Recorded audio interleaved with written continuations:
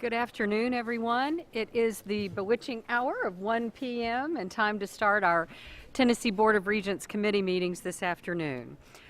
Before I turn this over to our Finance Committee Chairman, just a couple of things. I want to say on behalf of the Board of Regents, Southwest and our friends at the TCAT here at Memphis have done a tremendous job already in setting the pace for this meeting. To Dr. Hall and President Rayner, we thank you very much for the warm hospitality, this lovely setting. We just had a beautiful lunch where the Culinary Arts program here was showcased, and we thank the TCAT Memphis for being a sponsor of that lunch. Tours went well this morning, and I know our folks are always enlightened when we have a chance to get out and see our facilities and see exactly where the rubber meets the road, and that's in these tremendous campuses as we seek to achieve student success across this great state. To our regents, just a quick reminder, you will need to turn on your microphone to speak this afternoon. As usual, but it's always helpful to have that reminder. Let me make one quick mention, and we will introduce them more formally tomorrow at our board meeting. But it is a great pleasure to have not one, but two faculty regents now on our board. Larry Autry hails from the TCAT at Ripley. Welcome. Thank you. And, oh, there you go. Got a little fan club out there. That's good. And Bill Summons had a long commute today. He teaches mathematics right here at Southwest Community College, so welcome. And finally, our new student regent, whom I think most of us have met, but I think this is your first quarterly board meeting, if my memory's correct, and Jeremy Mitchell from the TCAT at Pulaski. Welcome. All three of these folks have already participated in committee meetings and provided valuable counsel and advice, and we welcome their perspectives. So we are thrilled to have you here. We have 5 committee meetings this afternoon, and without further ado, Regent Duckett, would you take us into finance and business operations? Thank you, Madam Chairman. It's my pleasure to do so. Before we officially start the meeting, I would ask that our secretary call the roll to verify that we have a quorum. Regent Autry. Here. Regent Duckett. Here. Regent Griscom. Here. Regent Hatch. Here. Regent Krause. Regent Prescott. Here. Regent Smith. Here. Regent White. You have a quorum, Mr. Chairman. Thank you, Madam Secretary. With the presence of a quorum, I am now officially calling the committee meeting of Finance and Business Operations to order. The first item on our agenda is the review of the consent agenda. The consent agenda items being presented for approval today are as follows: the technology access fee spending plans for fiscal year 2017-2018, recommended revisions to Policy 4.01.00.02, Institutional Financial Performance Review. Does anyone want to move any item out of the consent agenda for a separate vote? If not, is there a motion to approve the items on the consent agenda? So moved. So moved by Regent Griscom. Is there a second to that motion? Second. Second by Regent Prescott. This item requires a voice vote. All in favor signify by aye. Aye. Aye. Opposes the same sign.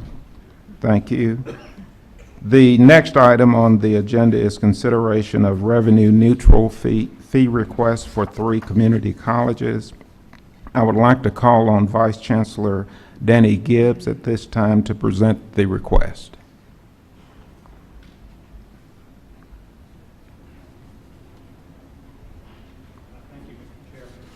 Today I will be presenting a fee request change proposal on behalf of the About institutions.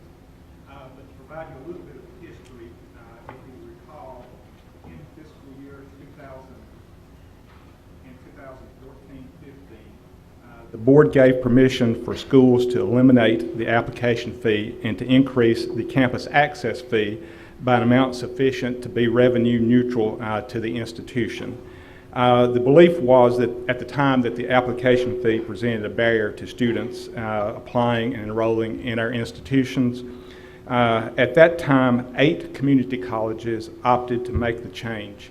Additionally, in fiscal year 2015-16, Motlow eliminated their application fee, and in fiscal year 2016-17, Vol State followed suit. Today, we are bringing forward similar requests from the final 3 community colleges that are still assessing the application fee at this point. It is planned that this fall, the community colleges will be converting to a common application fee a common application for all 13 community colleges. With that, it would seem appropriate that the fee structure for the application should be common as well. To that end, we are proposing the elimination of the application fee at those institutions and a corresponding increase to the campus access fee so that the change will be revenue neutral to each of those institutions. The institutions are Columbia State, Southwest, and Nashville State. And if you would please, I'd like to refer you to the next slide, the table. And I'd like to draw your attention specifically to Southwest and to Columbia State. For those institutions, we are showing you the annual application fee revenue generated by those institutions, and we're also showing you the projected annual enrollment. And using that information, we were able to calculate the amount of campus access fee increase that would be necessary to make it a revenue neutral proposal. For Southwest, that amount is $2 per semester, and for Columbia State, the amount is $6 per semester. Currently, Southwest charges $15 per semester for their campus access fee. This additional $2 will raise that up to $17 per semester. And for Columbia State, they currently charge $10 per semester, and the change will carry them up to $16 per semester. Again, those being revenue neutral. Regarding Nashville State, we are also proposing one additional change. Currently, Nashville State assesses a parking fee instead of a campus access fee. Since we are proposing to establish a campus access fee for Nashville State, it would really stand to reason that we should also eliminate the parking fee for students and roll that into the new campus access fee.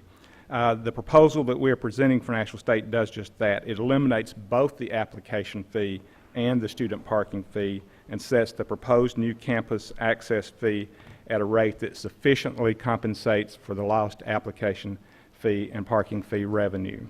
All proposed changes are revenue neutral. And if we look back at the Nashville State information in the table, you will see the amount of annual revenue that they generate from the application fee and the amount that they generate from the parking permit fee.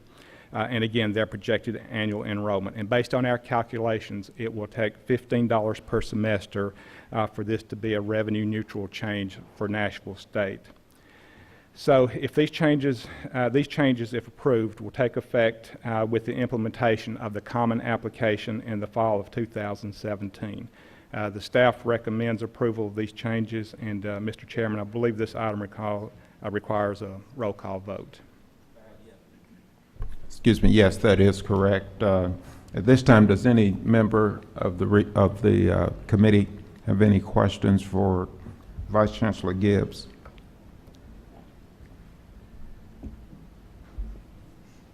Hearing none, is there a motion to approve the recommendation that has been presented by Vice Chancellor Gibbs? Moved by Regent Griscom. Is there a second? Second. Second by Regent Smith. This motion, as Vice Chancellor Gibbs indicated, requires a roll call vote. Madam Chairman, would you call the roll? Yes. Regent Autry, Yes. Regent Duckett, Yes. Regent Griscom, Yes. Regent Hatch, Yes. Regent Prescott, Yes. Regent Smith. Yes. Motion carries. Thank you. The next item on the agenda is the presentation of the capital budget for fiscal year 2018-2019. This presentation will be given in two parts. First, Mr. Dick Tracy, our Executive Director of Facilities, will present the proposed capital budget for this period of time, followed by Vice Chancellor Gibbs, who will present the matching funds plan for projects included. within the proposed capital budget. Mr. Tracy. Thank you, Chairman Duckett and members of the committee. For your consideration, I'm pleased to present the staff recommendations for the 2018-2019 Tennessee Board of Regents capital budget request. If you please direct your attention to the screens and to the materials that we have provided titled Summary of the Capital Budget Request 2018-19, for those of you who like to follow along in your book. There are three classifications of projects and recommendations for the capital budget.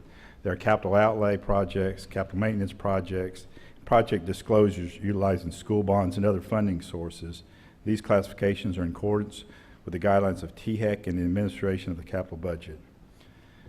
The capital outlay projects on the list have been objectively analyzed for relative priority according to the THEC criteria developed for this purpose. The 5 categories for the THEC evaluation are state goals in the Drive to 55, campus master plan and strategic plan, the THEC space guidelines and facility assessments, program and business plan, and external funding. We're recommending funding 9 outlay projects for the 2018-2019 as shown on the booklet on page 5. Those projects are the Columbia State Williamson County Technology Building, the Cleveland State Campus Revitalization, the statewide TCAT Improvements Phase 3, the South Central Regional Center of Health and Industrial Technologies, the Roane State Knox County Campus Replacement, the Nashville State Clarksville Addition, the Jackson State Library Renovation, Pellissippi State Blount County Workforce Development Center, and the TCAT Athens Cleveland State McMinn County Higher Education and Training Facility. The first project, Williamson County, I'd like to make note is in discussions with the members is that this project includes parking but does not impact the current parking structure that we are developing at the campus as we're speaking. The total list being recommended is $195 million. When adjusted by the match contributions required, the institutions, the capital outlay request is $176,053,855. Capital outlay funding is very important to the quality of our institutions. Over the past 5 years, we've received an average funding of approximately $72 million per year, which includes special appropriations. We appreciate the funding we have received. It is also important to note the change in our match contribution for capital outlay. If you look at the screen on page 6 of your booklet, you'll notice a chart depicting the new external funding for capital outlay projects. The scoring of the match component will be based upon a ratio of the project's minimum match requirement to the project's maximum scorable match. A project with only a minimum match will receive no points, but as a project's match approaches the maximum scorable match level, points will accumulate proportionally up to the maximum score. Also, it is important that we maintain our existing facilities. Over the past 5 years, we've received an average of funding for capital maintenance of approximately $15 million each year. We need to continue to make sufficient funding of capital maintenance a high priority. The formula presented on booklet page 8 for annual target funding for capital maintenance produces a target just over $41 million. This annual target number is a level of capital maintenance funding for our buildings and infrastructure that we need to strive for each year. On booklets pages 9 and 10, we have a summary of our capital maintenance projects. We have worked carefully on this list to address the major needs of our systems. With approximately 10 million square feet of educational and general space spread out on 40 campuses and a number of off-campus operations, we have both a constant and growing need for capital maintenance funding. We're recommending funding of 50 projects for the 2018-2019 as shown on booklet pages 9 and 10. These projects total $41,010,000. In addition to the annual renewal, there were 9 additional maintenance projects submitted totaling $6,020,000. The total for all submitted capital maintenance is $47,030,000. These capital maintenance projects have been documented by our campuses. On booklet page 11 is the list of projects that campuses are disclosed and be funded from school bonds and other funding sources. This is the project disclosures list that traditionally has been included in the governor's budget, gives state governments a heads up as to projects that campuses are planning in addition to the capital budget request. These projects do not have a priority order. Funding for these projects on this list can come from other sources, including gifts, grants, and the school bond authority. If projects are listed with funding from student fees, it will be dependent upon increases that require approval at a future board meeting. Listing these projects now does not substitute for that required approval. However, no work will proceed that is dependent upon future increases until they are approved. 4 projects from 3 institutions are included in this disclosure. The next slide and booklet page 12 show a 5-year estimate for capital outlay and maintenance. Out years for capital maintenance have been adjusted for community colleges and TCATs. Since actual appropriations will vary from annual requests for outlay, the totals from years 2 through 5 will change. An allocation for capital maintenance is shown as the yearly totals, which produces a 5-year total of just over $700 million. The next slide in booklet page 14 gives a recap of the staff recommendations for the 2018-2019 capital budget request for a total of $236,010,000. These recommendations are presented for your consideration and approval. Chairman Duckett, that completes the staff presentation of the capital budget recommendations to this committee. Thank you, Mr. Tracy. We have heard the proposed capital budget for fiscal year 2018-2019. Does anyone have any questions of Mr. Tracy? Hearing none, at this time I would call on Vice Chancellor Gibbs to present the matching fund plans.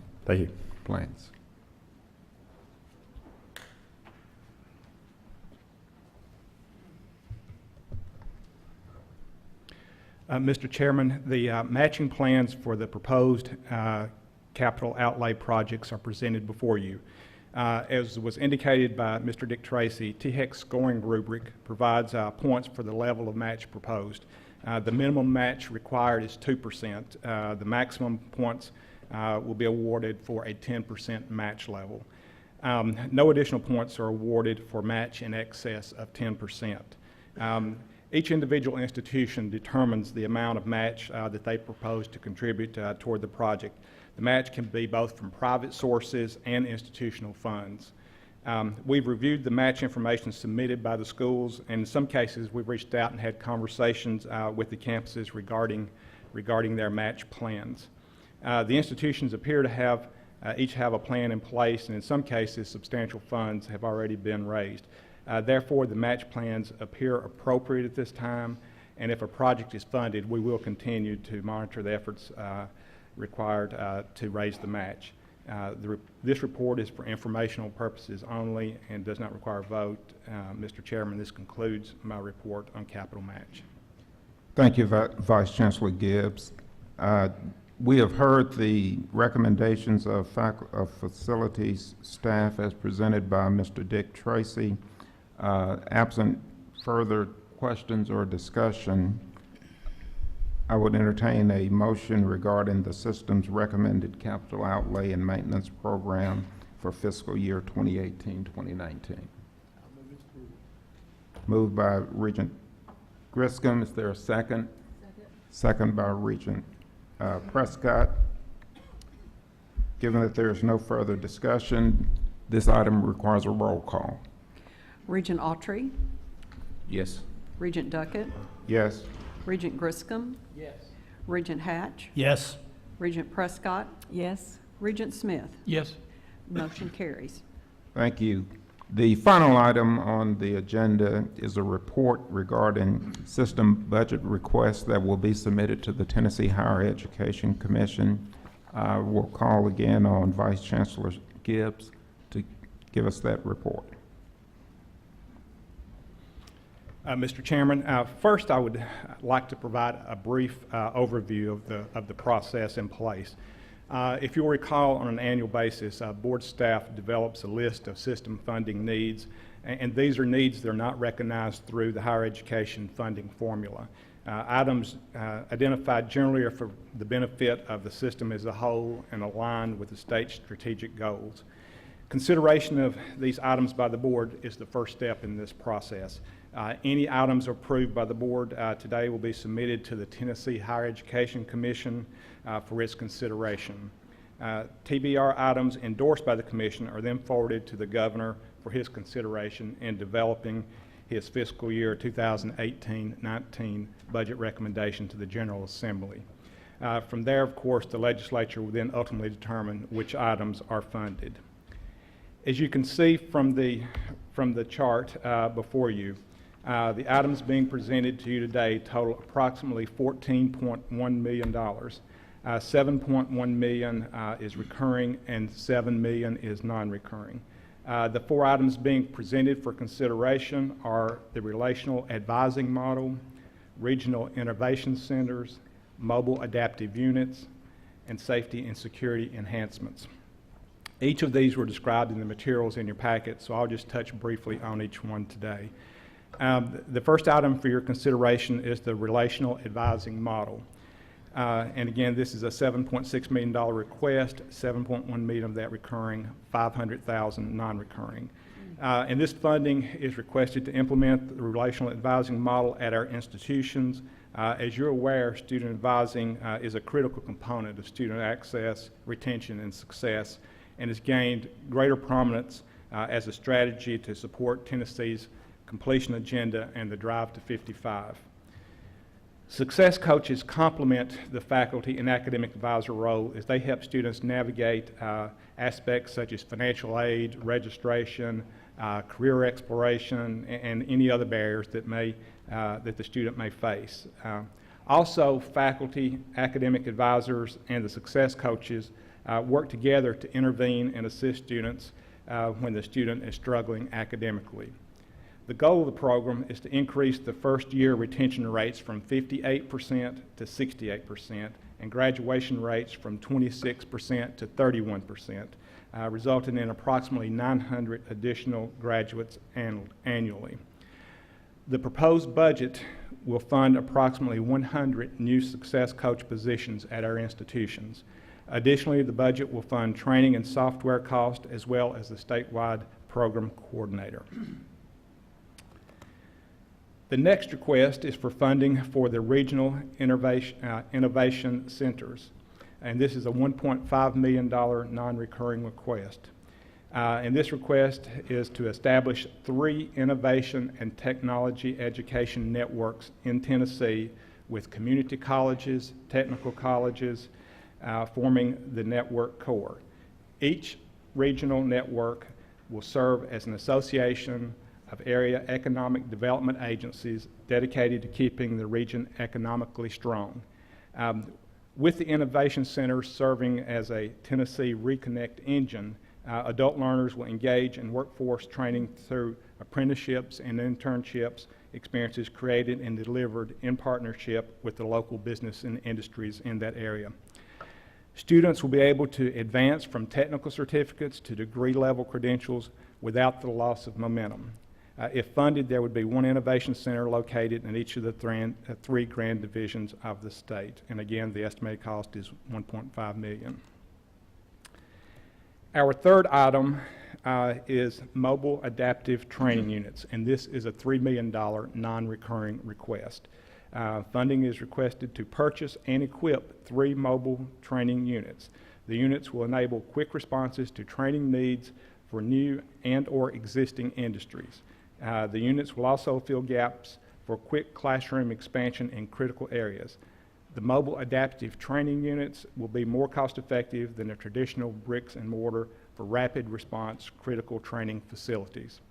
The proposed budget includes approximately $1.7 million for the mobile units themselves and $1.3 million for equipment.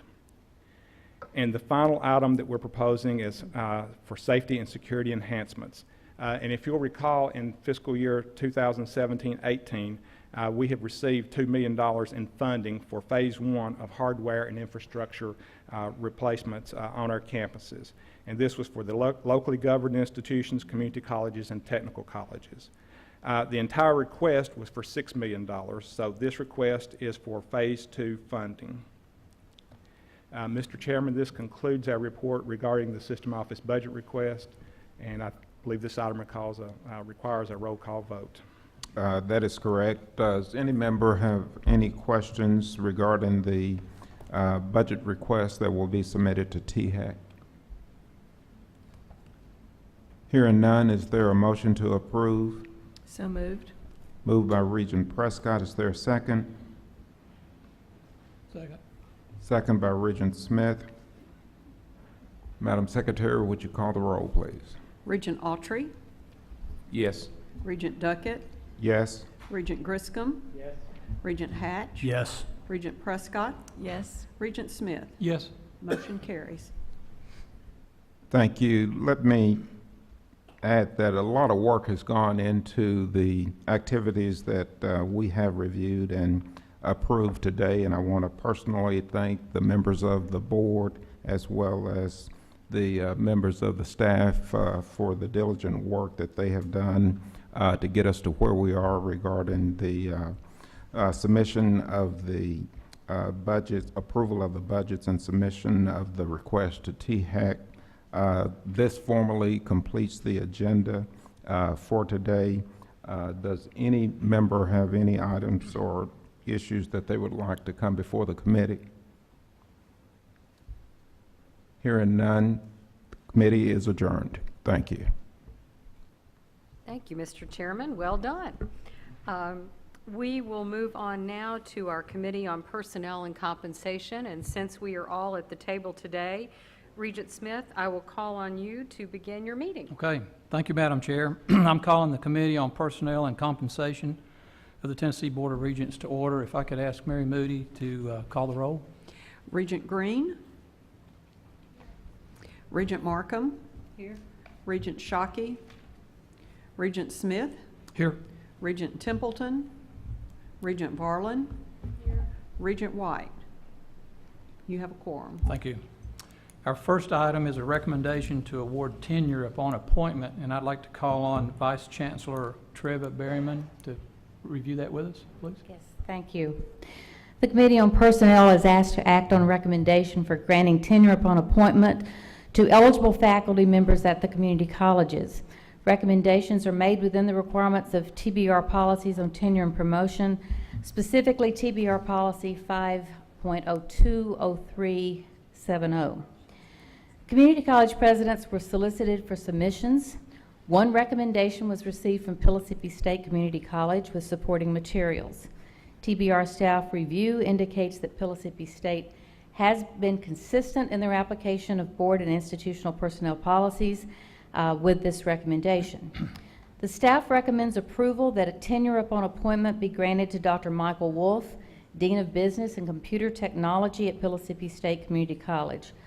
Dr. Wolf serves as the Dean of the Business Division at Northwest State Community College in Ohio. His division there includes over 20 academic programs in business, agriculture, information technology, visual communications, graphic design, paralegal, office administrative services, and accounting. As Dean, he has directed all aspects of the division, including program development and assessment, faculty and student recruitment and retention, budget creation and management, and faculty training and evaluation. Dr. Wolf holds a BS in biology and psychology from Heidelberg University in Ohio, a master's in business and organizational leadership from Defiance College, and a PhD in management from Case Western Reserve University. If there are no questions, the TBR staff recommends board action to approve the appointment of Dr. Michael Wolf.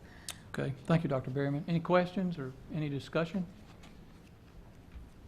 If not, do I hear a motion for approval?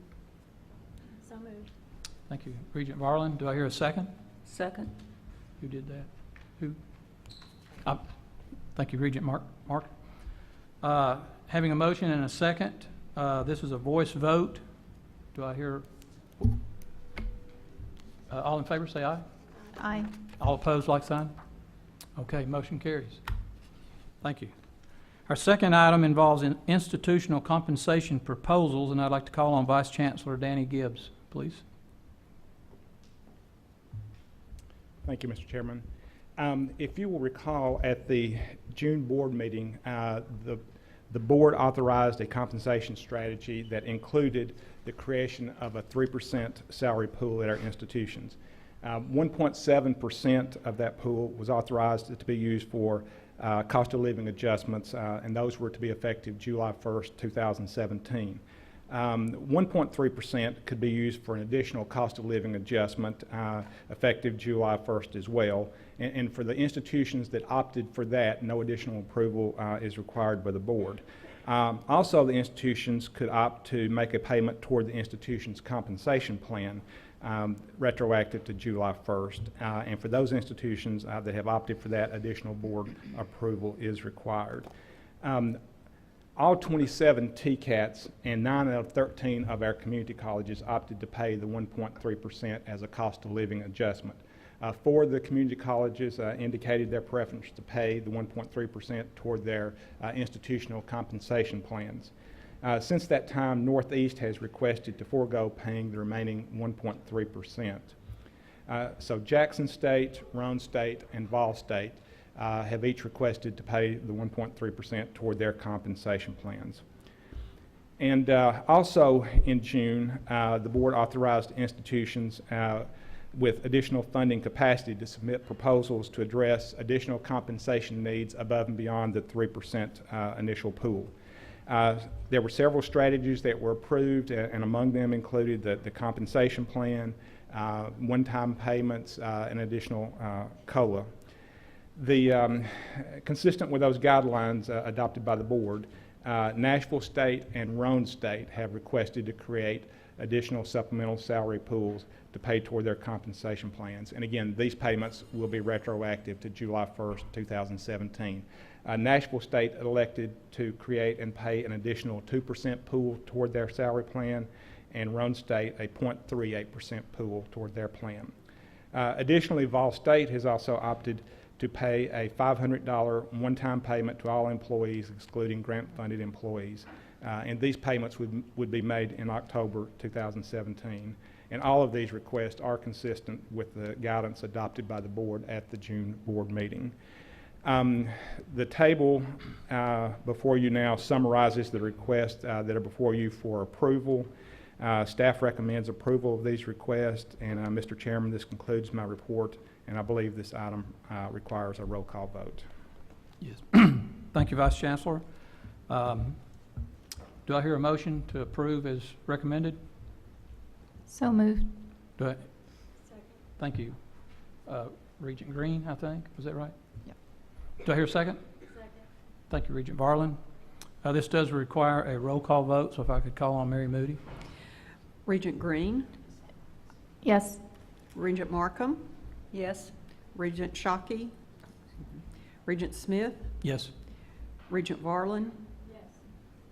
The motion carries. Good. Thank you, Mary. Our final item involves review and consider approval of faculty promotional increase adjustments. And again, I'd like to call on Vice Chancellor Gibbs. Mr. Chairman, if you will recall, faculty promotions were reported and approved at the June board meeting. Subsequent to that meeting, some administrative errors were discovered, and these were spelled out in the materials that were provided to you. The errors impacted 4 faculty members at 2 institutions. Staff is recommending approval of the request to correct these administrative errors. Mr. Chairman, this concludes my report, and this item will require a roll call vote. Okay, thank you. Any questions or discussion? If not, do I hear a motion for approval? So moved. Thank you, Regent Varlin. Do I hear a second? A second. Thank you, Regent Green. If you would, Mary, a roll call vote, please. Regent Green, Yes. Regent Markham, Yes. Regent Smith, Yes. Regent Varlin. Yes. Motion carries. Thank you. And this, Madam Chair, this concludes our agenda for the Committee on Personnel and Compensation. Do I have a motion to adjourn? Thank you, Regent Varlin. Do I hear a second? I'll second. Thank you, Regent Green. That concludes our committee report. Thank you. Thank you very much, Mr. Chairman. Well done. We will now make one quick swap out and move Regent Apple to the chair here to bring us to order for the Committee on Workforce Development. Whenever you, oh, you brought your name? Yeah, there you go.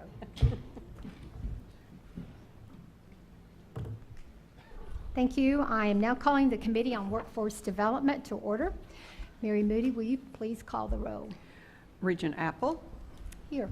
Regent Griscom. Here. Regent Hatch, Here. Regent Markham. Here. Regent Mitchell. Here. Regent Smith. Here. Regent Summons. Here. Regent Varlin. Here. You have a quorum, Madam Chairman. Thank you. Before we begin with Vice Chancellor Perguera's presentation, though, I would like to turn and ask our Vice Chair Reynolds if you have any comments for us. Oh, no, thank you. though. I Okay. appreciate it. We'll call on Vice Chancellor Puryear for the presentations, and since they're all informational items, you may move through the four in concession. Thank you. Thank you. Good afternoon. It's a pleasure to be here and to share with you what's going on with workforce development across the state and certainly at the central office. So it is a pleasure to share this. We do have just 4 informational items for you. The first one will be that we have at the beginning of the presentation, we'll have a review of the Community College report for the Tennessee Higher Education Commission. We'll just go to the next slide, please. Thank you. The purpose of this report is certainly to share with the board the different types of things that the community colleges are doing as far as their numbers with workforce. And it also serves as a funding formula for the THEC, Tennessee Higher Education Commission.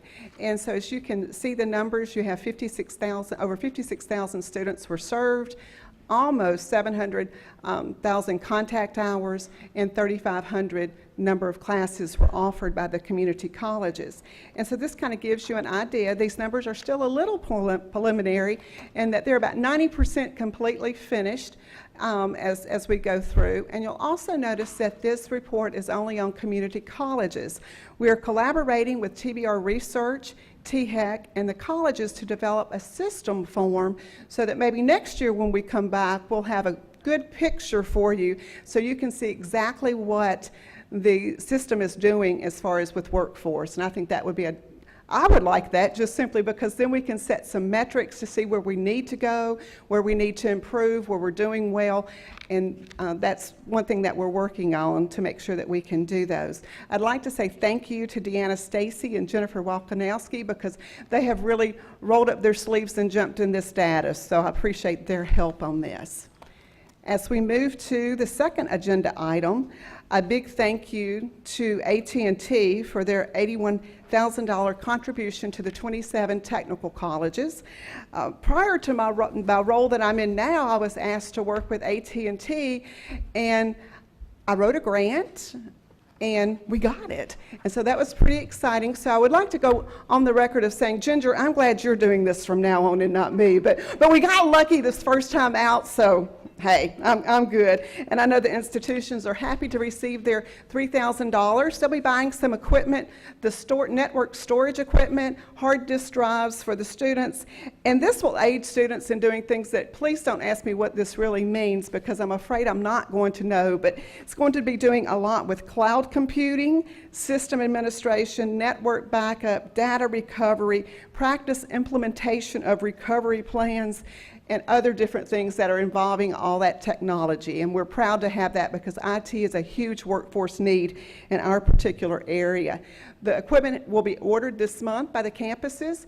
We'll have some training in October for the faculty members, and then hopefully by the end of the month, students will be able to use the equipment, and we'll be keeping up with the use of the equipment, the certifications they're getting, and how that is progressing, and certainly we'll share that with this committee as time goes on. The next quote is from Steve Mallard, who is an IT instructor at TCAT Shelbyville and who was instrumental in writing the technical portion of this grant. And his comment is right on target. The equipment contribution from AT&T gives the TCAT information technology students cutting-edge technology that is used in business and industry today. Any time that an educational institution can replicate what business and industry is doing with their equipment and train our students on that, we are one notch above in getting internships, apprenticeship, and placement. And so I'm really excited about that. So again, we thank AT&T for their generous contribution. Our third agenda item, we're going quickly, is to just take a look at what we're doing statewide with workforce development, both at the central office as well as the colleges. And so we're going to take a quick view from Memphis to Mountain City. And the first thing that we need to acknowledge is that 5 institutions received money from the Community Development Block Grants that were awarded by the state ECD department and Governor Haslam. And the 5 grants will certainly aid in developing new programs as well as expanding current programs that will certainly help us to reach our Drive to 55. TCAT Covington and Tipton County received a little over $3.2 million.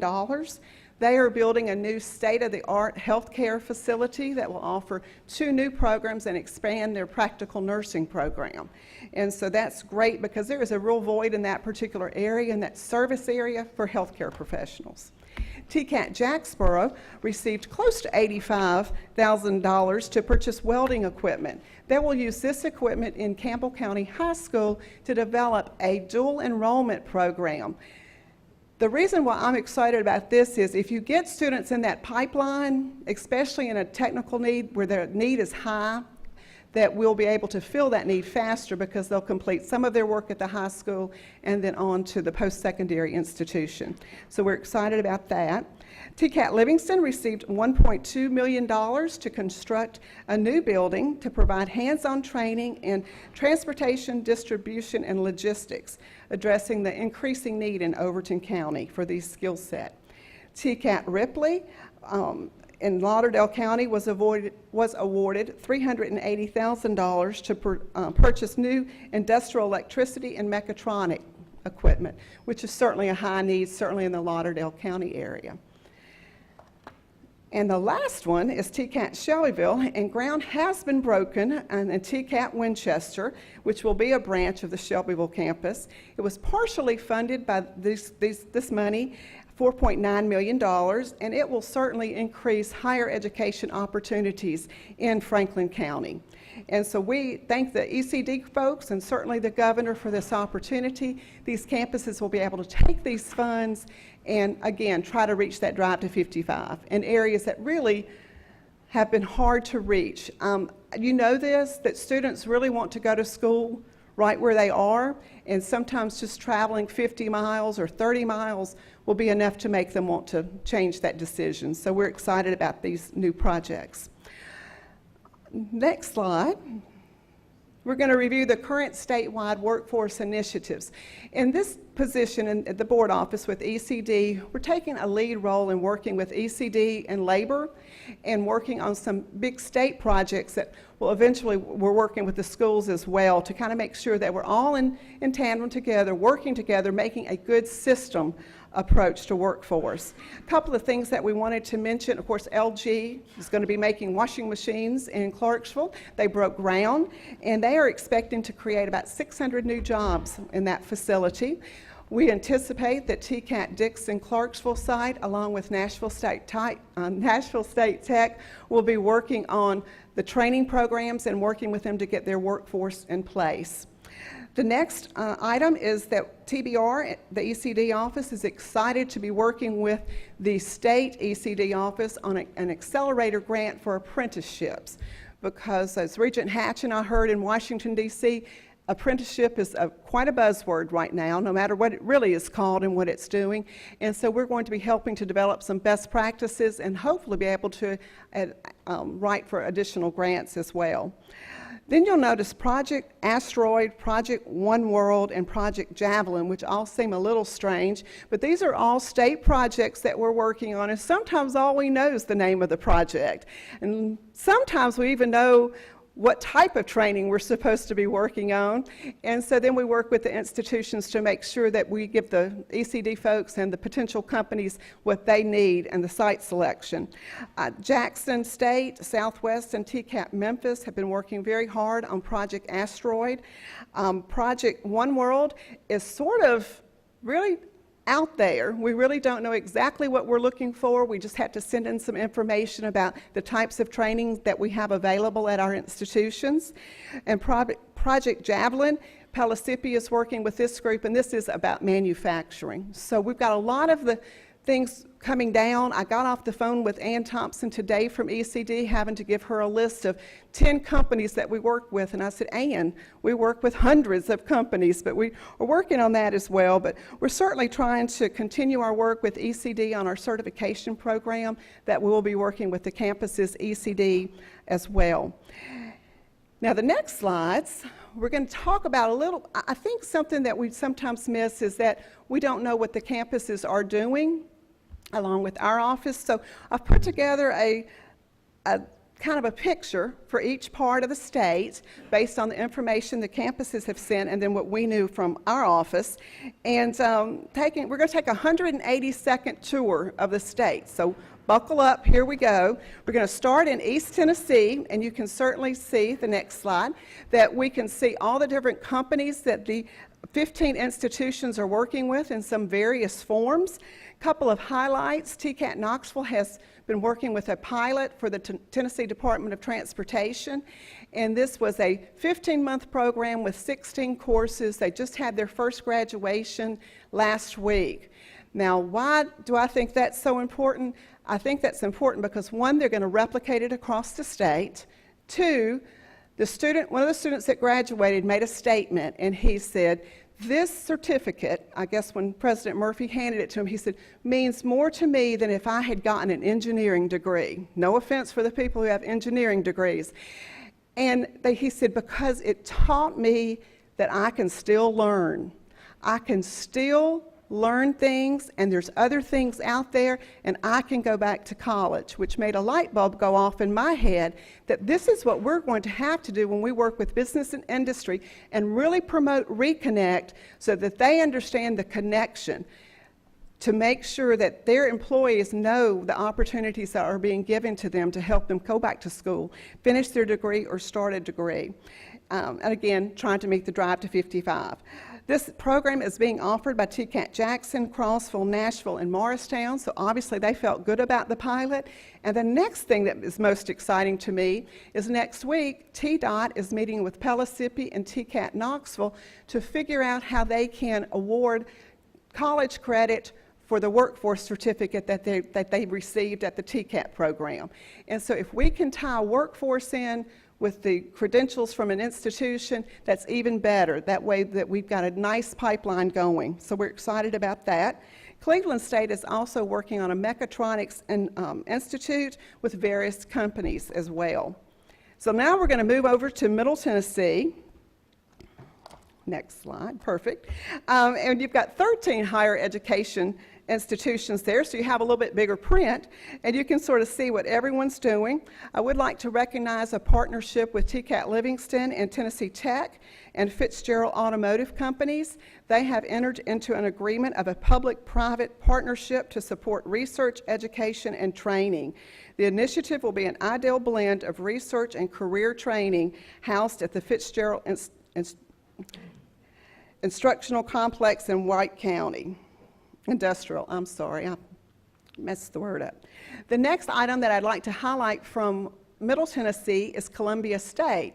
They are working on an IT apprenticeship program for the high school, and they have got all the partners at the table from Department of Labor, ECD, the Williamson County Chamber, secondary system, all working together to try to expose high school students about what life is like in working in IT, and certainly we have that demand for them as well. Now we're going to move over to West Tennessee and go over the river. And we see, again, different programs and things. We have 12 campuses in West Tennessee working together. And I'm going to highlight Southwest since we're here. One of the programs that they're working on is Women Working in Wealth. And this really sparked my attention. They're partnering with the Women's Foundation for Greater Memphis. They've taken 15 women from the zip code 38126, and that is the poorest zip code in Shelby County. And they are working to reduce poverty by 1% and helping these women learn welding as the trade. And the starting salary for welding in West Tennessee is around $32,000 all the way up to $50,000. So it's making a dent and making a step, and I think that's wonderful.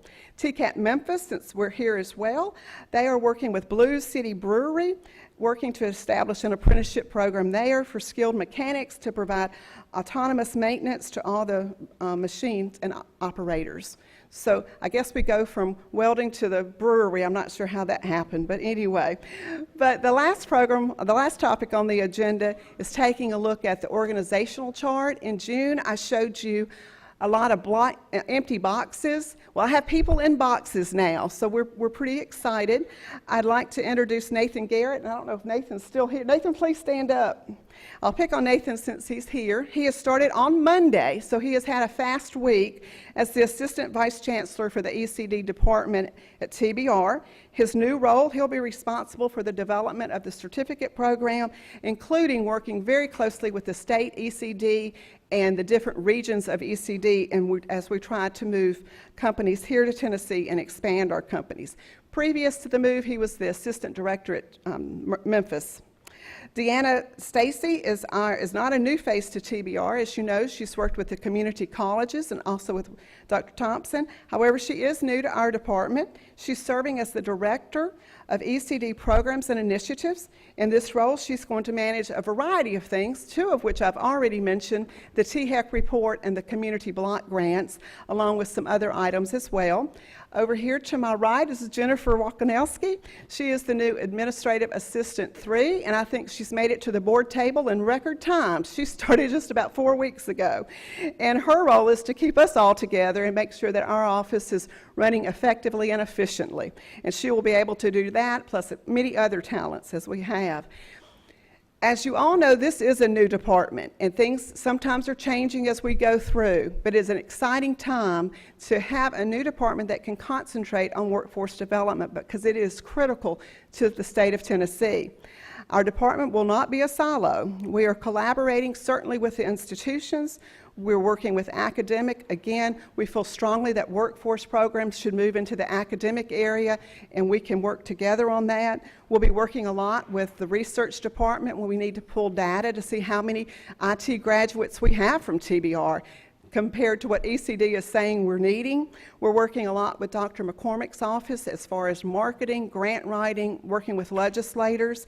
So we really do all have the same vision, a qualified workforce that will allow Tennessee to retain, attract, and expand business and industry, because that's good for all of us. And Madam Chair, this concludes my presentation. I'll be happy to answer any questions. Thank you, and I believe Regent Grissom has a question. Okay. So let me ask you this, Carol. For the list you had up there of the 3 regions, who approaches whom? Do we as institutions go to the companies? Do the companies come to us? It may be both. I'm sort of interested in how that relationship starts.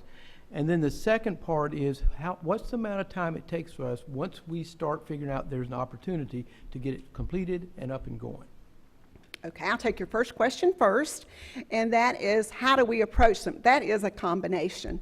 Many times companies will contact the campuses, they'll contact our office and say, hey, I'm looking for this type of training, I'm in this part of the state, who do we contact? And we can help direct those. Again, a lot of times they call the school directly because, as you saw on the chart, there were some repeat names, and so that's great because repeat business is good, and those of you in business know it's easier to have a repeat customer than a brand new customer.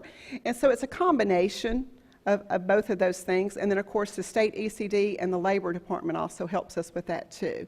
And now they contact our office to contact out. As far as taking a look and seeing, let's see, the second question was, how long? The amount of time. Once you make the contacts made, what's the delivery time until we've got something ready that's ready to use? I mean, how long does it take to do it? Well, right now it's varying depending on what companies need.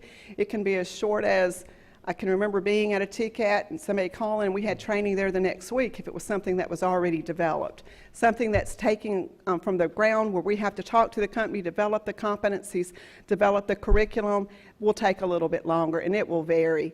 I can tell you in my heart, I know we're not doing it as fast as we should do it. Because companies need work when they ask for it immediately. I just had 40 college presidents cringe when I said that, so I hope I'm here tomorrow. But we have to work on the speed of that, and that's one thing that I want our department to help do. By sharing across the state, there's no reason why, if Walter State has a great program working with this particular company and Memphis is doing something similar, these people need to know this. And they need to work together, and we can help instrument that. And so I'm assuming when you've got all this going on that there's the flexibility to find the funding, because many of these I also would think are probably new programs. So the flexibility is in there to be able to find the resources to be able to provide this training that somebody's saying, we really need this, particularly if it's an ECD request. Is that right? Yes, sir. We work a lot with ECD, and when they're individual, we also work a lot with labor as far as funding that's available. Vice Chair Reynolds. Thank you. You mentioned the trip you and Regent Hatch made to DC, which I think was part of a Nashville Chamber trip.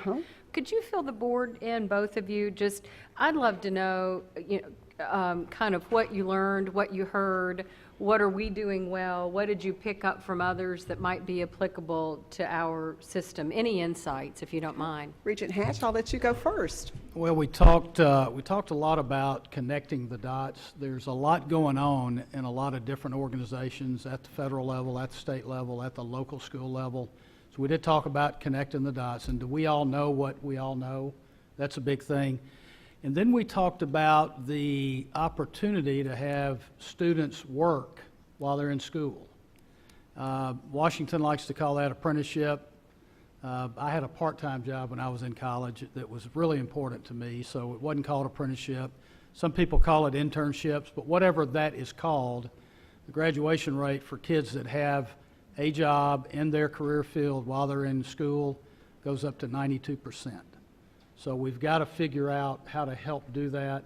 And then we talked a little bit about flexibility and some Pell Grant funding, perhaps so that certificate programs could have exposure to that instead of just 2-year and 4-year pursuit degrees.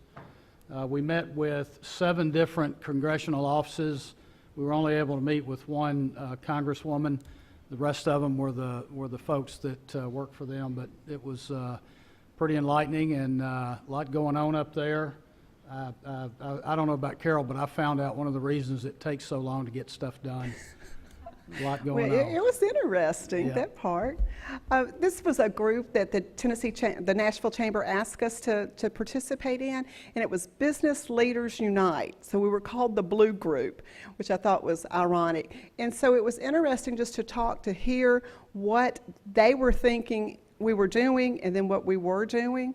They did comment often on how well Tennessee is working with their business and industry, how we're recruiting, and how we're partnering together.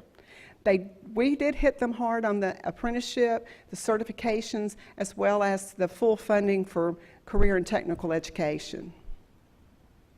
Thank you both. That was helpful. Thank you. Thank you, Madam Chair. Any other questions? Carol, thank you for that report. And members of this committee, we are new. And as she mentioned, there's lots of things for us to discuss. So we'll be calling on a committee meeting in the near future for us to just talk. Brainstorm. And discuss. So if no one has any further business to come before the Committee on Workforce Development, do I have a motion to adjourn? Thank you, Regent Parker. And a second? Second. Thank you, Regent Hatcher. We're adjourned. Thank you. I thank you very much. Well done once again. Regent Markham, I'm going to ask you two to switch seats, if you don't mind coming up this way. And as she makes her way, we will momentarily begin our Committee on External Affairs this afternoon.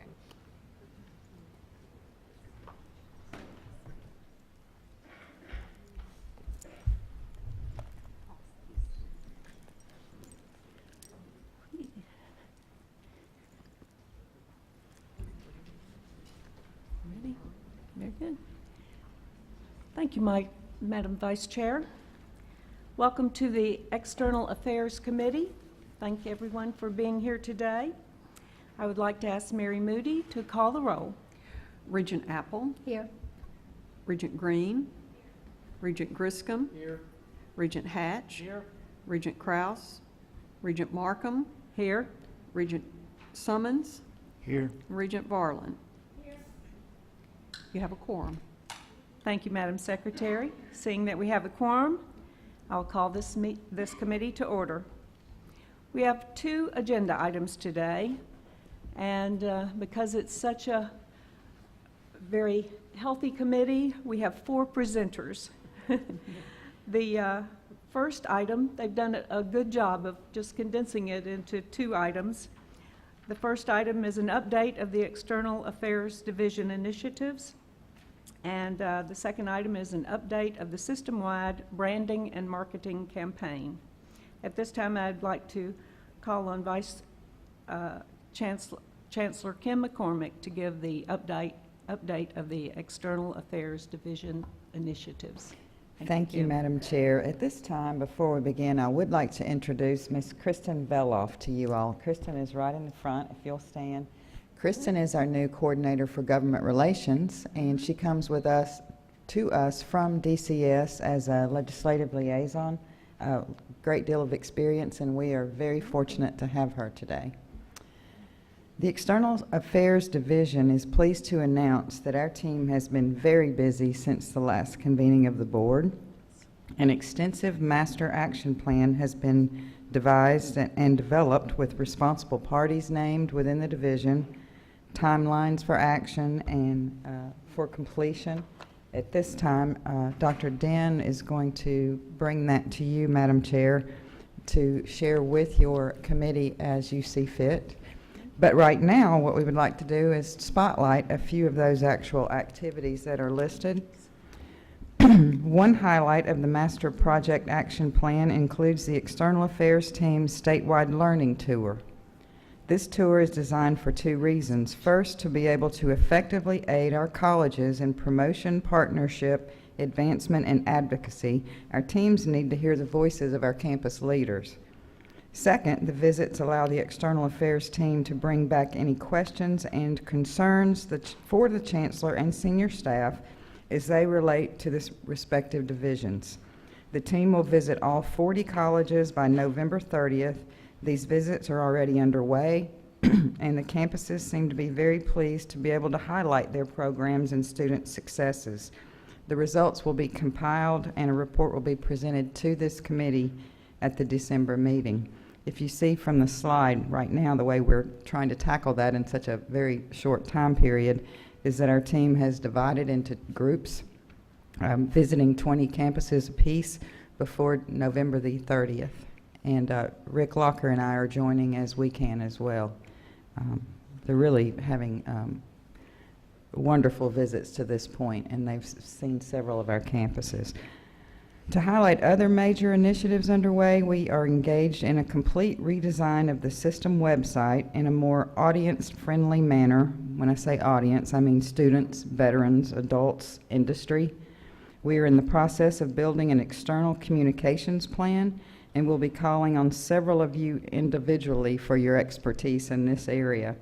We are developing a centralized system-wide grant database so that efforts may be coordinated for our colleges in the event they want to, and we encourage them to work collaboratively on grant opportunities.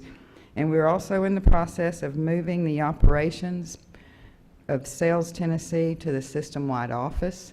This is a very coordinated effort working closely with Chattanooga State to do that. And the purpose, one of the reasons is that the people who originally developed and manage Sales Tennessee and who will be doing so going forward are at the system office. Executive Director of Government Relations, Andrew Dollar, continues his legislative visits, getting to know the members of the House and Senate Education Committees and others in preparation for the upcoming legislative session. Mr. Dollar will be on your agenda in December for that very important part of what we need to be doing as the board to prepare for that session. At this point, I have asked Associate Vice Chancellors leading these last three initiatives that you see on your slide to be here today to highlight these projects since they are leading these efforts. At this point, I would like to ask Dr. Robert Den to join me in introducing our exciting new College Connection opportunity. We're in the early stages of exploration of this, so I need to make that very clear at this point. But this is potentially a pilot of College Connection that he will explain, but we feel that it's important to bring you into this conversation very early in the process.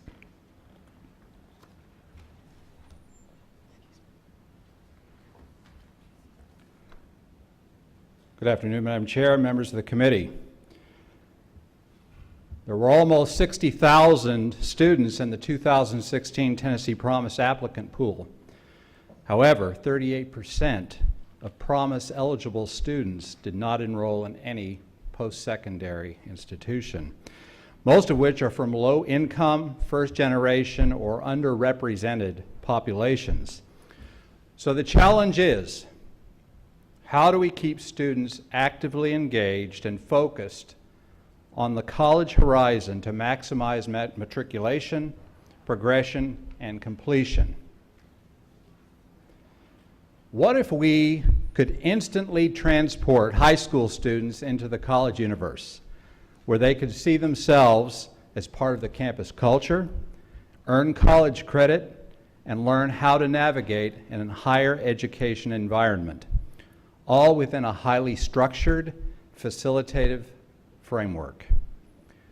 We want College Connection to function as a wormhole, if you will, in order to keep students from falling into the black hole. The development team will comprise groups laser-focused on student success. Aligned with K-12 Initiative's mission, we are engaged in discussions with leaders in multiple sectors as we design, build, and implement the most effective model. As part of this model, we envision a communications control center where coordinators, Promise mentors, and other networked success coaches, counselors, and advisors can provide continuous guidance to students as they transition from high school through the summer melt zone and onto the college campus of their choice in the fall.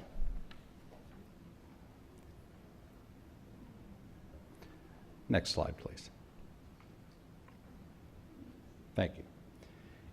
In a facilitated environment, students will complete all the planning and preparation required to be ready for the first day in the college classroom, lab, or lecture hall, confident in their ability to succeed in college. That's all I have for the committee this afternoon. Are there any questions, Tom? Yeah. Robert, let me ask, knowing the work that you've done in sales, and I look at your piece here that talks about the Summer Bridge Math and English Skill Building. Have you looked at how you can take sales and take it down to a point where you can start working with the Department of Education, figuring out how do you put it into high schools in the 10th, 11th grade, something like this? Because if it works where it does now, the way you do it, could we capture these young people earlier in time and use the way you all have done sales and the way it progresses somebody through and look at it as something that goes into that K-12 environment, so you're trying to catch them before they get to you and it becomes a remedial course? Yes, sir. And when we form a committee, you can certainly be on that with us. That's exactly, we want to reach them earlier and earlier. It just so happens that we start at the 12th grade, and we do want to work backwards. And yes, I agree that catching them before they need it in their senior year is certainly optimal. I'll give you a school in Chattanooga right now that it's one of the iZone schools where they put in a whole bunch of computers. And I'm working with the principal there in a mentoring program. They've got the tools there to do it.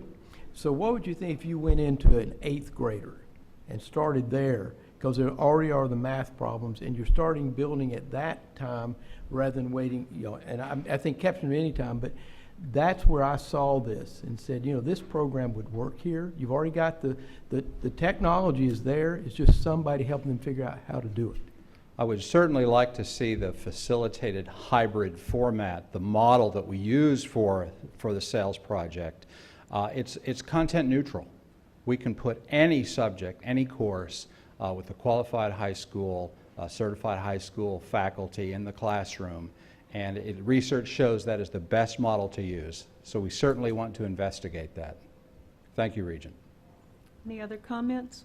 Yes, Regent.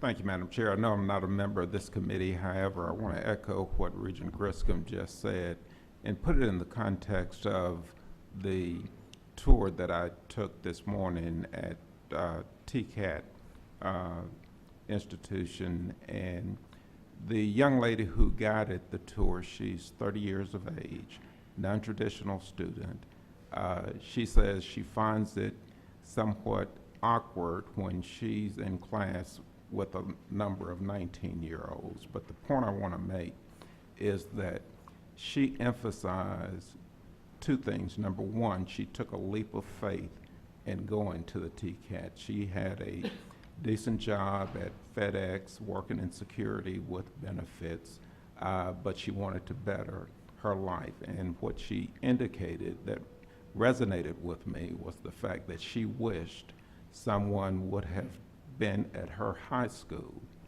telling her about the added opportunities that a technical and/or community college could provide, so that she didn't have to wait until she was 30 with children trying to take advantage of the Reconnect program to advance herself personally.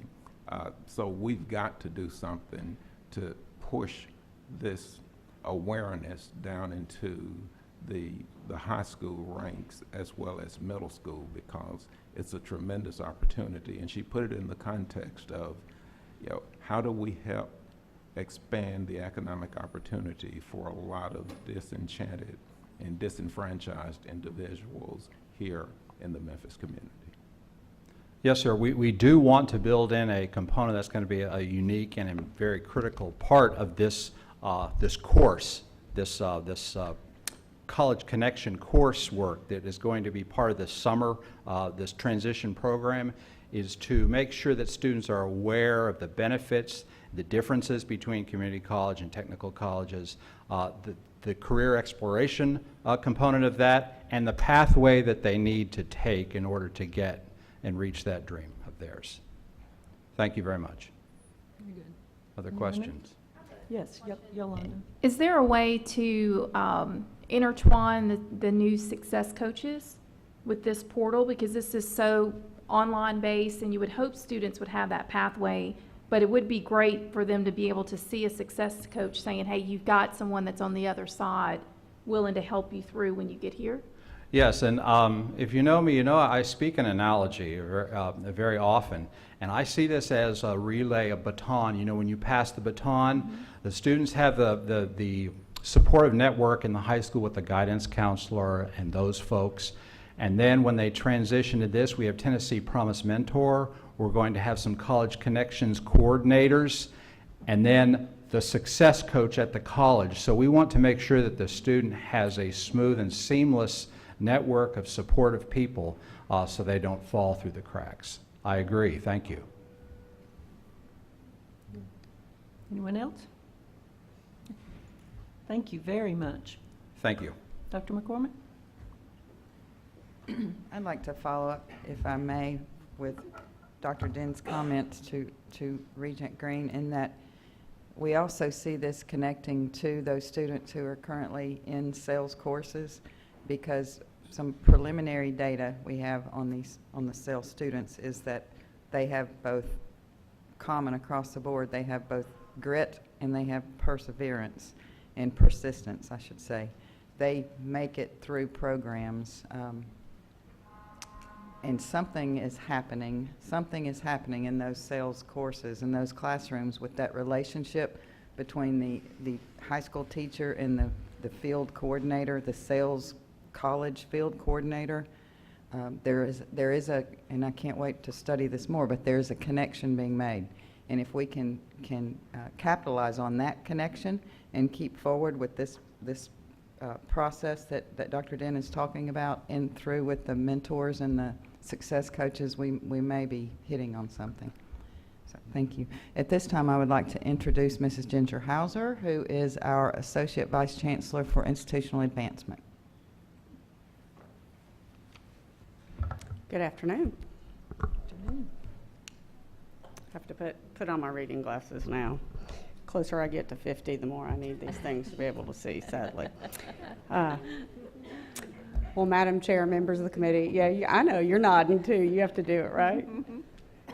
Well, as you know, the System Office for Advancement and External Resources is a new initiative. I was just thinking while we're sitting here, it's about 2.5 months old. So if you think of a 2.5-year-old infant, you know, the eyes are open, they're eating, they're going to the restroom, and that's about all they're doing, right? So be forgiving as we describe how we're developing this, because in a couple years, that toddler is going to be running and, running out of the gate, and the chancellor is going to have to hold us back. But right now, we're at the infant stage. And to make sure that we're starting this institutional advancement statewide initiative the right way, I figured that it would be best to start by asking our campuses what they need. Hard to start something if you don't ask. Let's go to the next slide. So what we did, and we started this actually at the last board meeting, it was Regent Markham's idea. She said, why don't we're all going to be at Roane State, why don't we get the advancement folks together from community colleges in East Tennessee, and let's just talk to them about what they want.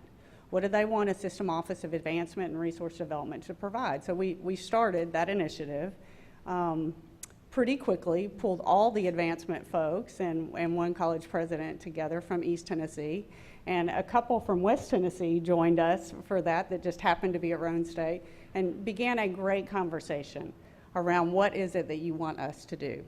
That went so well that we decided we needed to do 2 more. So in August, we went to Middle Tennessee at Nashville State and to Jackson State, and in total had about 44 individuals from our campus participate in these listening and discussion sessions. We also had the chancellor participate, we had Vice Chancellor McCormick participate, and not only did we have our chair, but we had Regent Varlin, who I must say, on her back when she was in pain, right, joined us via phone call when she was not feeling well at all, but so that she could participate in 2, well, you participated in all 3 in some form. You participated in all 3 of these regional meetings because you feel like it's so important. So I want to just say thank you for both of you for traveling and participating in these discussions. Let's go to the next slide. The good news is, on these regional meetings, they said to us a couple things.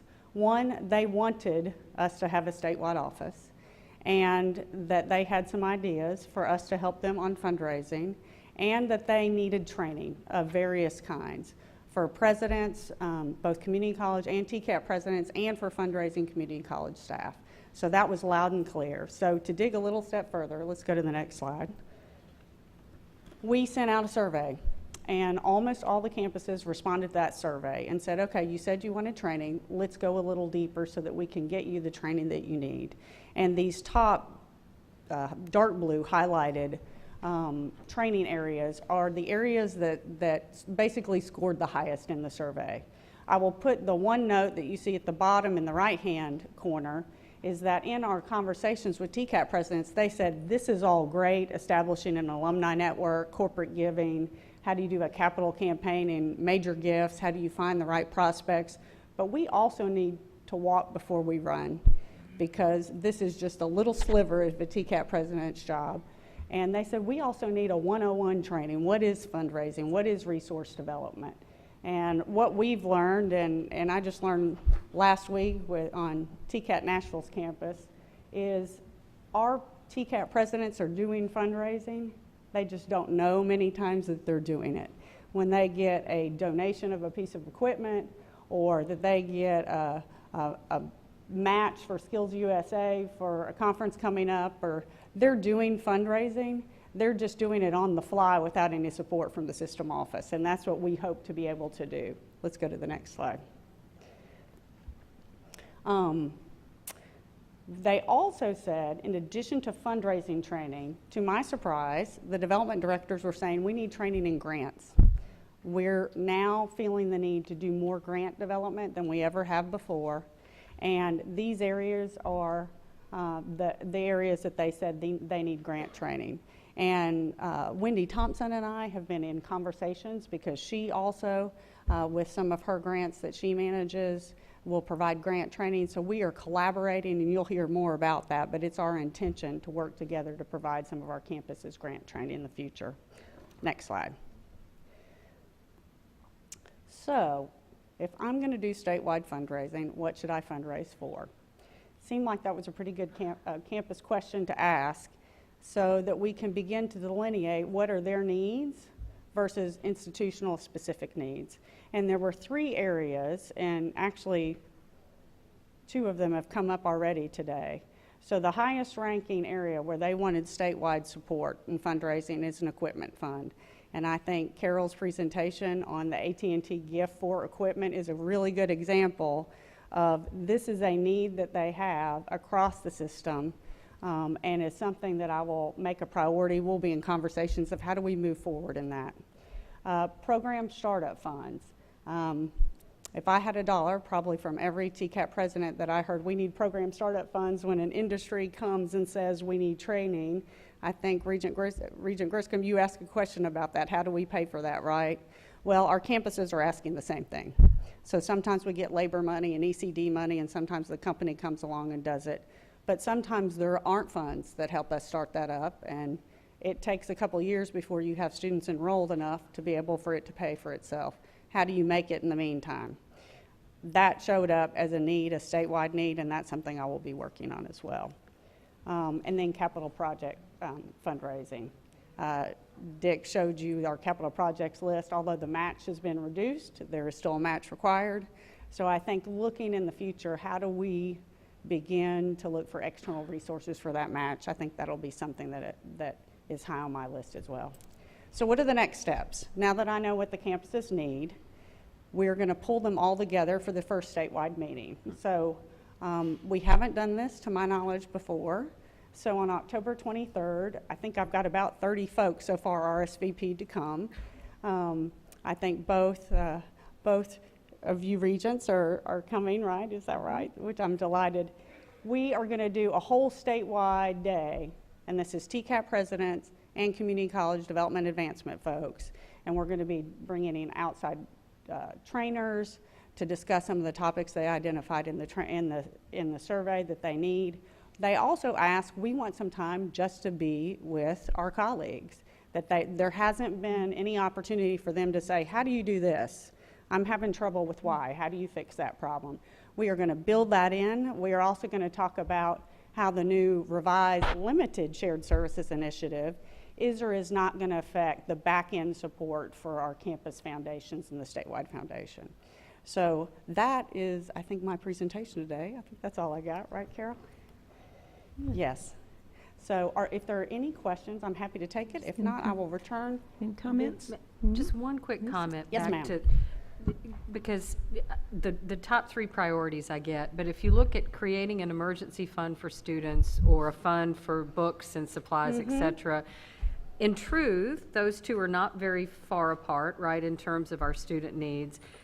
I don't want the top 3 to eclipse the fact that we obviously, and we know this, you live it every day, but our students have some real needs there. And in truth, that one tops out at about, what, 10% almost between the 2. So that's almost, in a way, a number 1 priority. As far as affecting our students. Yeah.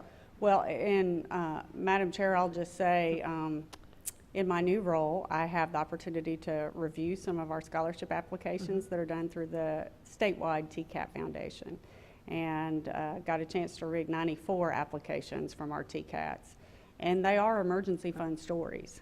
They're, I walk. We had one winner that said, I walk to TCAT every day. And he's an excellent student and needs a little transportation money so he doesn't have to walk from his home to a TCAT every day.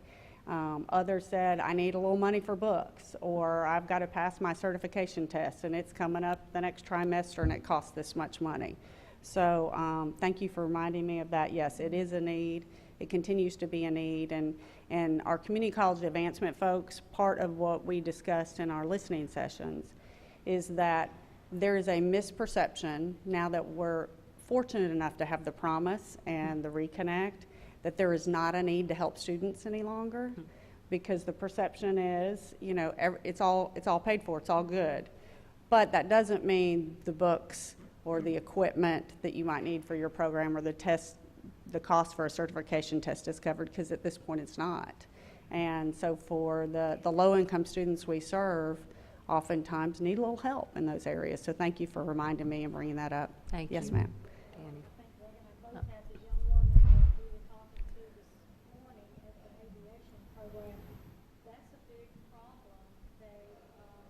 all the funding that they get to have to buy the tools. And I Mm-hmm. understand having skin in the game, but. Danny, can you hit your microphone so they can hear you in the back? I'm sorry. That's The okay. young woman that we visited with this morning was talking about the cost of buying the tools to be in this aviation program, which is a lot of money, and we were talking about the variation in what the tools are. I mean, you can get this brand, this brand, this brand, and they usually end up buying the cheaper brand because that's the money they have, and then turn around and have to buy them again when they finally graduate and get some money. But it would be really hard to be in a program that you're learning how to, fix airplanes if you can't afford to buy the tools. I mean, that is such a major investment, and you can't really take the course without it. So we've got to sort of find a way to, how do we market the need for those types of things? Because those are really, you can't take the course without the materials. You're right. Yeah, they're as And I- important as a book. And I think particularly some of our TCAP programs that you can spend as much as $1,500 Oh, on yeah. tools to And start. why do you want to buy junk to begin with anyway? Yeah. So, good point. Any other questions? Thank you for your time. I look forward to getting from the 2.5-month-old infant to running and starting kindergarten and going straight through to college. So join me as we create a statewide advancement team. Thank you. And thank you, Regent, for participating in the regional meetings, both of you, and Regent Varlin as well. I appreciate your time and your commitment to this. I know you're as much in this 2.5-month stage with me in the crib. You're with me in the crib. Excellent job, Ms. Hauser. Thank you. Thank you, Ginger, and we're lucky to have her enthusiasm indeed. working in this program. That concludes our agenda item 1. All right, Madam this is an Chair. informational report only, and there's no action required. Please continue. I would like to ask Assistant Vice Chancellor Matthew Gann to join me for the second agenda item. Matthew is going to present on the marketing, strategic planning, and future of the TBR brand session.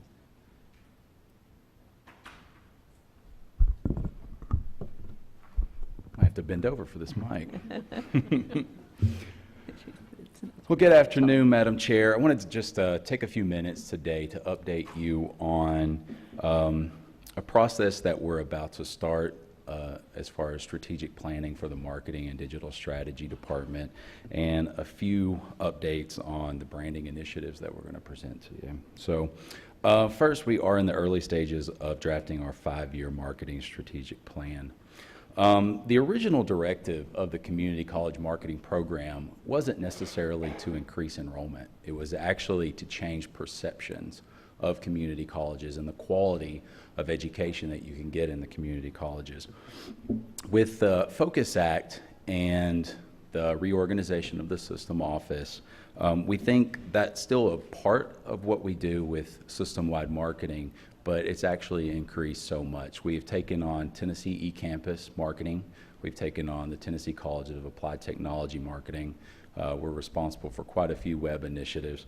And so while this remains, again, a directive, we've got so many other things that we can concentrate on and should concentrate on. So go ahead. Our process is actually pretty straightforward. And there's something I'm pretty excited about is the identify the KPIs and the measure and adjust. What we have to do is when we identify the things that we are going to push as far as our marketing agenda, we have to do something that is measurable. And sometimes, again, that's perception. Sometimes it's actually numbers. But we have to be able to measure those and adjust them for things that aren't working. Because sometimes in marketing, you push something really hard and it might not work. So we've got to be able to report on those and understand what works and what doesn't work.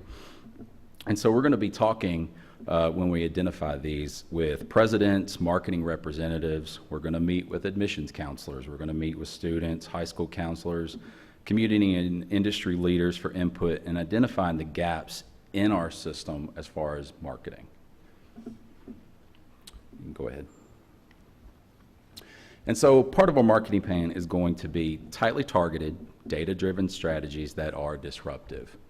We want people to make to think that you can go to college, you can be successful. This is a good thing for the community and the state of Tennessee, and businesses looking to locate to Tennessee will find qualified people with the skills needed for success.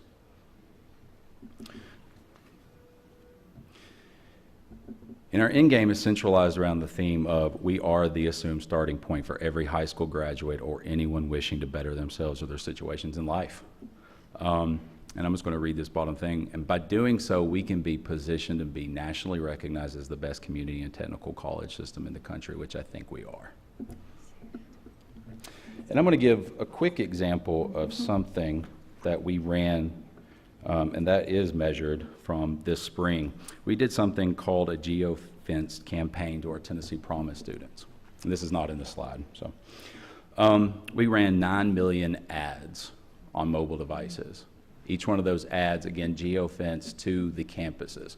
So if we were around Chattanooga State's logo was pushed to those mobile devices, say, schedule a campus visit. We were pushing campus visits. We did this in scale.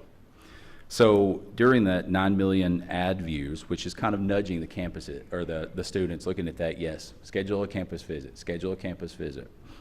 We had 30,000 clicks on those ads, beating the national average by almost 10%. Nashville, Jackson State, and Ball State had the highest click-through rates as far as the geofence campaigns. We also tracked those people and those clicks. So if they clicked on that ad and they went to a campus, we could actually tell that they went to the campus.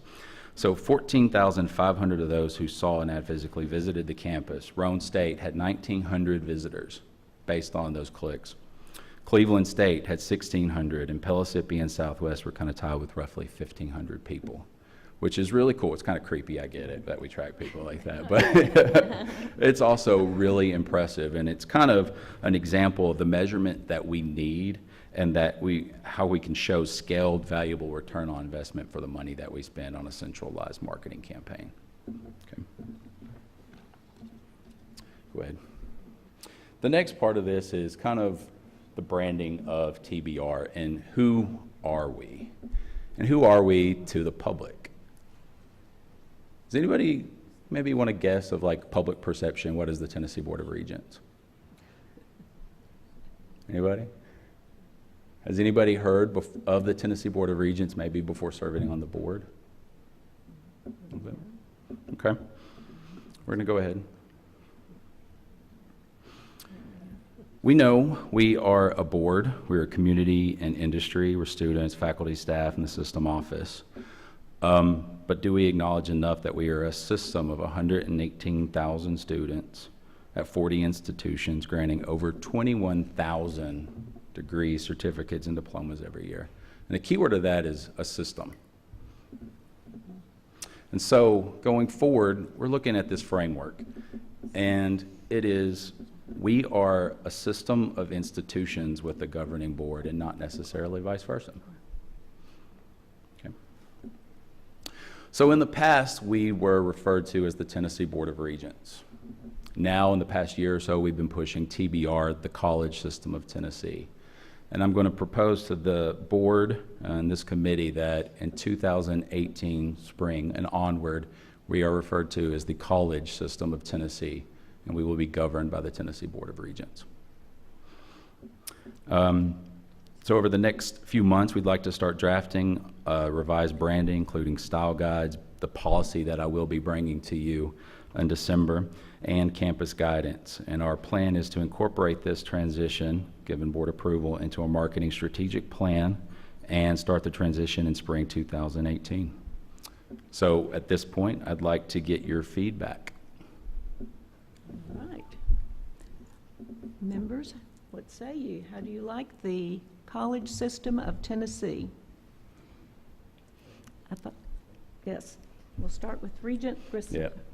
Well, since we talked about this at our retreat several months ago, and I may have been the one that brought it up, and I will stand behind the things I bring up. I think it's great.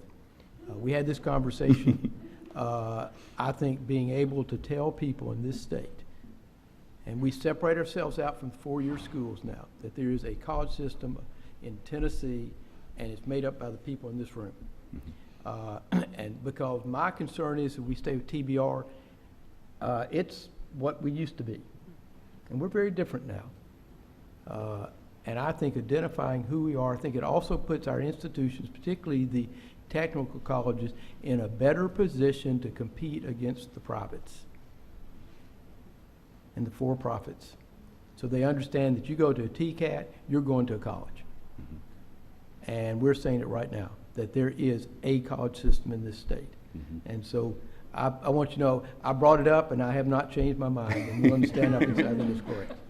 Thank you. Well, people have heard me talk about this for years, so I've been pushing it. I think this is really important. And, you know, the TCATs are very close to my heart. I've worked with them very closely since I started with the board about 7 years ago, actually, and did the tour of the colleges a couple years ago with reworking the web systems, and they are colleges, and I'm really happy to include them with the community colleges into the college system of Tennessee.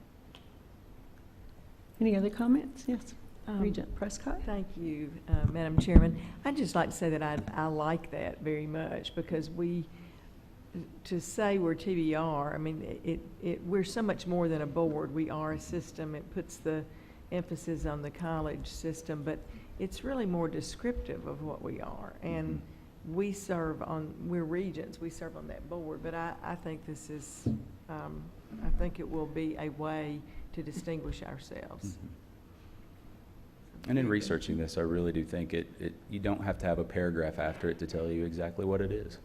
It's not we're the Tennessee Board of Regents, or TBR. What is that? It's the Tennessee Board of Regents. Well, what is the Tennessee Board of Regents? It is the college system of Tennessee. So, Now, Matt, is this something we vote on? Mary, I'm going to get your guidance on this.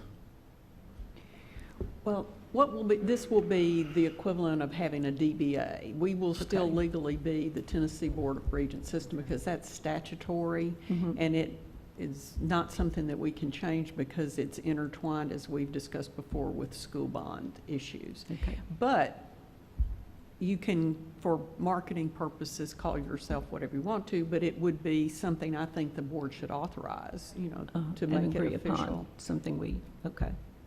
Very good. So would somebody like to make a motion that we agree that this will be our new,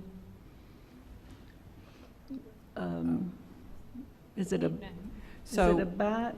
What is it? It's our brand. Our brand, our new brand. So procedurally, I think this is what we could do today. This committee could vote to recommend to the full board that this be the brand of the college going forward, and then we'll put that on. It's not on the agenda for this meeting, hasn't been announced as that. And so I think you can do that today, and then we'll put it on the agenda for the full board to vote on at the December meeting, since Matthew's only planning to do this after the first of the year anyway. Okay. Madam Chair. Yes. Well, I will make a motion that this committee recommend going forward that the brand be the College System of Tennessee, governed by the Tennessee Board of Regents. Excellent. Do I have a second? Second. Any discussion? All in favor? Wait a minute. Oh, wait a minute. I don't think you're on this committee. sorry, So I need a second. We have over enthusiasm. I'll make a We have second. a committee member second, please. Second, Danny. Thank you, Dan. Thank you. Regent Berlin, second. Can we have a voice vote, or do we need a? Voice vote. All in favor? Opposed? Motion carries. Thank you. All right. Thank you, guys. Matthew. Good job. Before he goes, Oh, yes. Is there? Matthew. Whoa, come back. Any Pardon me. other questions? I got two other quick questions for you, if you don't mind. On the first slide, and I know you'll fix this now that we've got Reconnect coming, where we say, we ought to make sure that we're capturing, we're not just the place for high school graduates, but also for other, so that we bring in here that opportunity, which I think will grow our number of people entering our institutions by figuring out how to put in there, and also for those that clearly are looking, to come back. I agree, don't know how to word it, 100%. you know how to do that. So I wanted to make that suggestion. And then one last thing. For those of us who went on the tour today here, there are some things, I'll just say, that I saw, I had no idea we were doing. and they're fabulous. And I hope part of what you're able to do with your group, and you look at it, is how do we make sure people know and have, and I'm with you, when you drill it down this way, you don't do big newspaper ads and stuff, there's a way to get there. But when you see this program where you got these keyboards and you got an Apple computer sitting there and they're making songs and they've got all this going, I had no clue. But it was really incredible saying, we're doing this at a community college. And we're doing things together. So how do we take some of those things that we know we're doing well and put them out there? Because I do think they compete well against a four-year school. So I just wanted to add that from what I saw today. It was very impressive. Gotcha. And part of what we're doing going forward is it's collaboration. It's best practices. I think I mentioned this at the last board meeting. Something Roane State does amazing on its website are the pathways, how they do that. And I'm not very sure other schools really do it that way. And it's how we share, how we communicate to students, high school and adult, on the best practices that attract people. And I think that's something we have to do going forward, and that will be part of the plan. Any other questions? Any other questions or comments? Yes? Yes, One sir. more. So will the TBR logo go away, and will you develop another logo for that tagline, or how do you plan to approach that? We've been in discussions about that. We're probably considering, at this point, the T stays. And we'll work around what we do with that T, because that has been pretty popular, so. Okay, thanks. And it's a good transition. Matthew, I would like to say, very good job. I appreciate all you do for branding and marketing. It's a very big job, and for such a small staff as you have. And I would like to say you had me at disruptive, best in the country, and I hope we never settle for anything less. I agree. Thank you. Thank you. Thank you, Matthew. Madam Chair, as you can see, we have an amazing team in external affairs, and I'm very fortunate to have them. And at this time, that's the conclusion of our presentation. Well, thank you. You've done an excellent job. You have a very big job. It's an incredible what you do with your staff, and I'm very impressed with all you do. We are a new committee. We have a lot to do. We are in our infancy, and we're just in our beginnings. I'm very impressed with all you're doing. You're visiting everywhere. You're not staying in your cubicles. You're not staying home. You're going out and calling on your customer. It's what you're supposed to do. Thank you very much, and appreciate all you've done for us today. Thank you for your presentation. Thank you and the committee. And with nothing more to do, I have a motion to adjourn. No further business? Second? Second. Adjourned. Sorry we took so long. No, Thank you. that was excellent. Are you kidding? I think everybody feels really good about what we just heard and about all the exciting things going on. And So thank you for your leadership. Thank you, and I'd like for all committee members to get one of these, please. Okay. Just take one and pass it.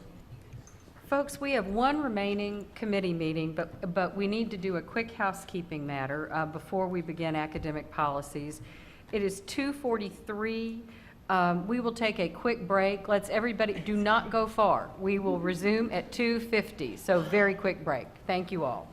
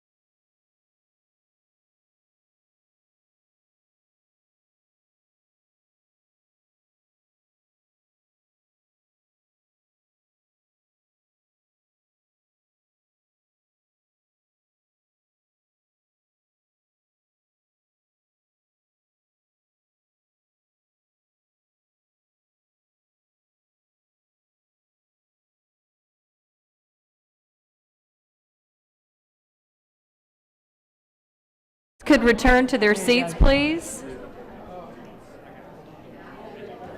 Calling all regions. We will resume here momentarily. Thank you.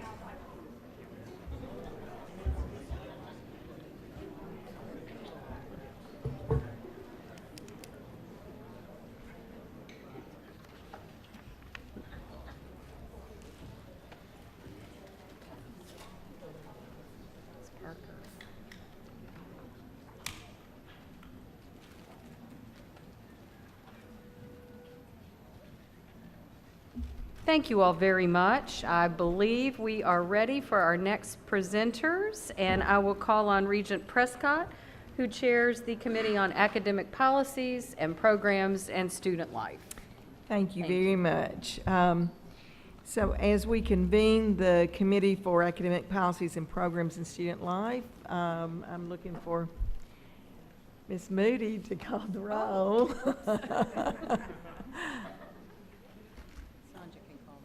Sandra, could you call the roll for us?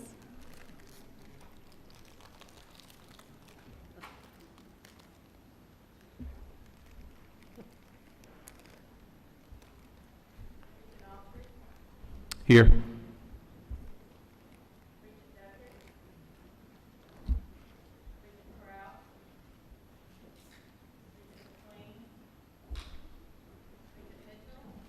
Here.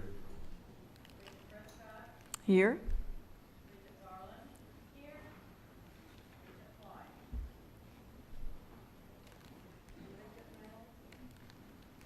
Here. Yep. Thank you. Thank you. So I'd like to call the committee meeting to order, and we have 5 items on the agenda, one of which is a voting item. The rest are informational. The first item on the agenda is the proposed program terminations, modifications, and new technical program implementations for TCATs. For this item, I'd like to call on Director of Technical Education, Tashaka Hollins. Thank you. Thank you, Regent Prescott and all those that serve the board. It is my pleasure to bring before you the proposed technical colleges, program terminations, modifications, and new technical program implementations. Today, we have 29 program proposals that are being presented for the committee's review and approval according to TBR Policy 2.01.01.00. These actions will allow the technical colleges to be more responsive to the needs of students, businesses, and industries. And in your materials there, if you reference pages 151 to 206, that will include all program proposals, details, and supporting documentation. Go ahead and go to the next slide. So here on the screens there in front of you, I've gone ahead and kind of grouped them out into 6 per slide. So this slide here will have for you the implementation of programs at our TCAT campuses. And I don't know that I go through all 29 or allow you just to reference your materials, and we can kind of flip through the slides as you review those. Okay. So here we have proposals 7 through 12. And I'll give you a few moments to look over those. You can move to the next slide, Carol. Here we have proposals 13 through 18. And as you can see, we're pretty busy with the technical colleges and academic actions. You can go forward to the next. Proposals 19 through 24. And then we can conclude with the final slide. So today I'm asking for your vote on approving each of these program proposals for the technical colleges. All right, thank you. Is there, could I have a motion to approve? Thank you, Regent Varlin. A second? I need a second. Second. Regent Mitchell. Is there any discussion? Do you have any questions about any of these? Okay, seeing none, this requires a voice vote, so all in favor of approving these recommendations, say aye. Aye. All opposed, say no. So the ayes have it, and the motion carries. Thank you Okay, very much. Thank you. And the final thing, which is more of a informational, we had 49 academic actions since our last quarterly board meeting, and they were submitted to by the TCAT institutions to the Vice Chancellor for approval based on Section C of the TBR Policy 2.01.01.0, requiring only notification to the Vice Chancellor, and appropriate documentation was submitted in order to sign off on those. Thank you. Any questions? Okay, thank you. Thank you. All right, for the next item on our agenda, the annual accreditation report, I'd like to call on Associate Vice Chancellor Treva Berryman. Thank you. This report is for the academic year 2016-2017. Regarding institutional accreditation, Dyersburg State, Motlow State, Nashville State, and Walter State submitted their reaffirmation of accreditation compliance reports to the Southern Association of Colleges and Schools Commission on Colleges in preparation for affirmations in 2018. Each will host its SAC-COC site visit team in October with the dates as shown on this slide. Next slide. In addition to these compliance reports, Chattanooga State submitted its Quality Enhancement Plan Summary and fifth-year report to SAC-COC. Northeast State, Pellissippi State, and Volunteer State submitted their fifth-year interim reports to SAC-COC. Columbia State, Jackson State, Roane State, and Southwest Tennessee were involved in activities related to SAC-COC compliance and reaffirmation processes, including substantive change, enrollment, and financial profile processes. And of course, the report you have in your section provides details of each of these actions. Next slide. This slide shows the dates of scheduled accreditation visits for TCAT's reaffirmation from the Council on Education within the next 2 months. Visits are scheduled for TCAT Elizabethton, TCAT Ripley, TCAT Crump, TCAT Oneida, and TCAT Harriman. Next slide. TCAT McMinnville, TCAT Pulaski, TCAT Harriman, and TCAT Shelbyville were all reaffirmed with COE accreditation this past spring, as indicated on this slide. Next slide. With regard to program accreditation, TBR community colleges have a total of 174 programs subject to accreditation by national agencies. In 2016-17, TBR community colleges participated in a total of 135 accreditation-related activities, including self-studies, program reviews, site visits, and interim reports to accrediting agencies. 18 accreditable programs in TBR community colleges received notice of reaffirmation and continuing accreditation in this past year. 5 accreditable programs are pending accreditation, and there are 3 new programs seeking accreditation. One program, the Technical Diploma Nursing Program at Chattanooga State, TCAT, has been suspended with reviews scheduled in February of 2018. Next slide. For the 2016-17 academic year, 33 academic programs underwent the academic audit process.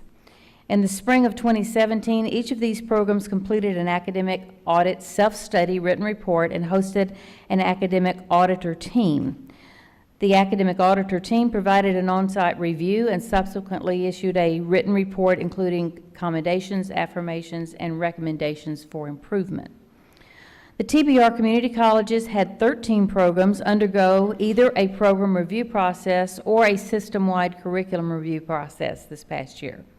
For the program review, each prepared a written report and hosted external peer reviewers on campus. These peer reviewers each subsequently prepared an evaluation and written report. For the system-wide curriculum review process, representatives from community colleges that conduct the programs met to determine common course curriculum for that program, which are recognized system-wide. This concludes the annual accreditation report. Are there any questions? Does anyone have any questions? All right, thank you very much. Thank you. The next two items, I'm going to call on Dr. Russ Deaton, who's the Executive Vice Chancellor. Dr. Deaton, we're happy to have you with us today for maybe the first quarterly meeting that you're a staff person. That's correct. With Yeah, us that's before correct, yeah. at these quarterly meetings. These two items are the graduation report and the preliminary fall enrollment report. Thank you. Regent Prescott, Vice Chair Reynolds, and Chancellor Tidings, members of the board, thank you for the chance to talk to you today about these two items. As Regent Prescott said, I'll combine items 3 and 4, enrollments and graduates, and also talk to you about what is the meat of the presentation, which is an analysis of the 2015 Tennessee Promise cohort. And of course, let me invite you to ask me questions as we go. The first slide before you is a 10-year history of enrollment for our community colleges first. Next slide will be TCATS. Headcount and full-time equivalent. You can see the trends over time there, the bump during the recession, which then receded the next few years, but has since begun to climb somewhat. So this is good news.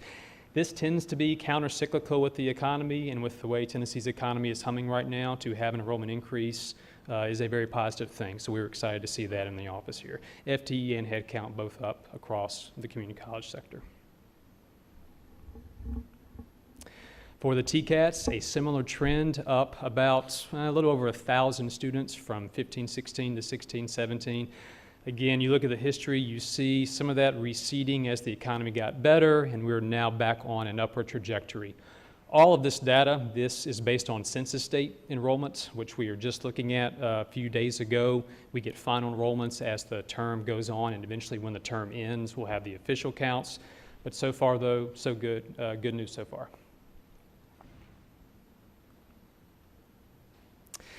Now getting into things we began to see with the 2015 class, which was, of course, the first one with Tennessee Promise.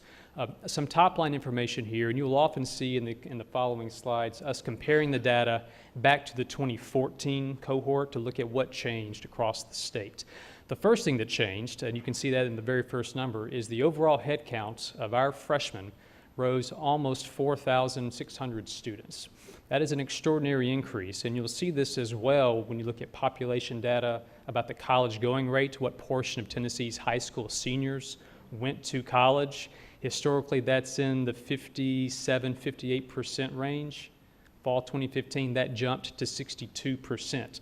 The bulk of that increase occurs right here at our institutions. So you saw a significant increase in freshmen. Much of this is Tennessee Promise. Some of it is, I guess I'll call it a drafting effect. It brought in more students who are not Promise eligible, who were older, into our system as freshmen for the first time. Right off the bat, though, an increase in freshmen.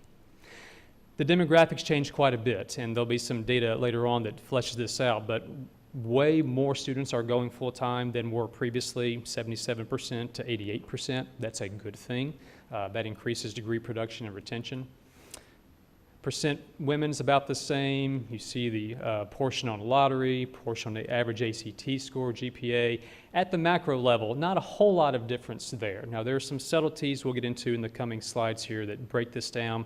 But at a macro level, it looks a lot like previous classes, only a lot larger. And that's a good thing. So what changed? What you're looking at in blue is fall 14 data. The orange is fall 15. And this is showing you the students who went to college, who went straight to school, thus no delay, graduate high school in the spring, straight to higher ed, and then who took a delay of a year or two or more. Historically, again, most of our students go straight to higher ed from high school, but because of Tennessee Promise requiring that feature, proportionally more went straight to higher education, did not take a gap year, did not take a year off.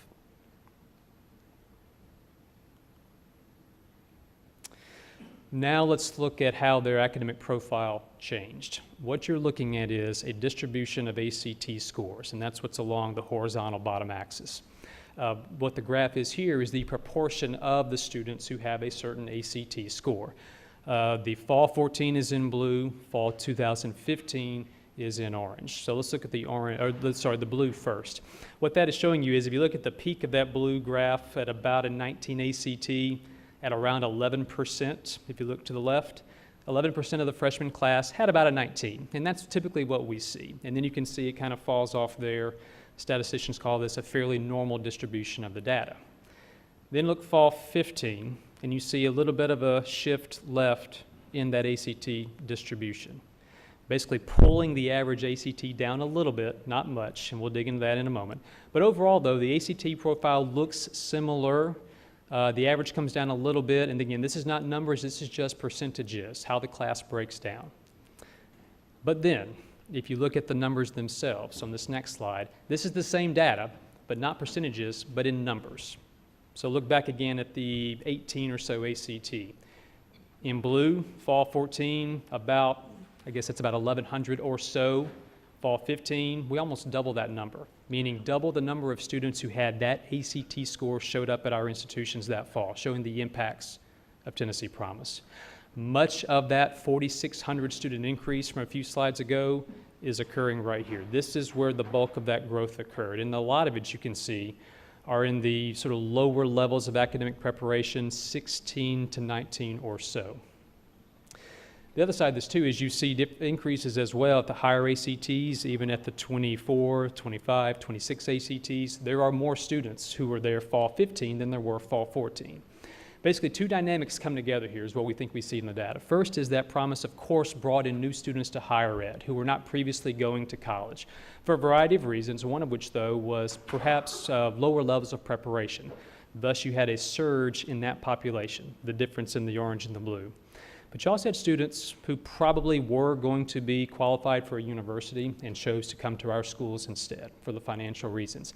You see the mirror image of this in the university data at THEC, where their freshman classes in many cases declined fall 14 to fall 15. We see the reverse of that here. So our freshman class profile changed a lot. The next slide is just looking at what that gap is. Basically, the orange minus the blue from the previous slide is this number. So this is the new students, that change that occurred by ACT score. And again, the bulk of the change is in that middle part, from about a 16 to a 20 or so. So, digging deeply into Tennessee Promise, and as a reminder, tuition free at any 2-year TCAT, also eligible at certain universities, public and private. It is last dollar, which simply means after Pell and after the state's need-based grant, TSAA, has been applied, and after lottery, if there's a tuition fee charge, Promise kicks in.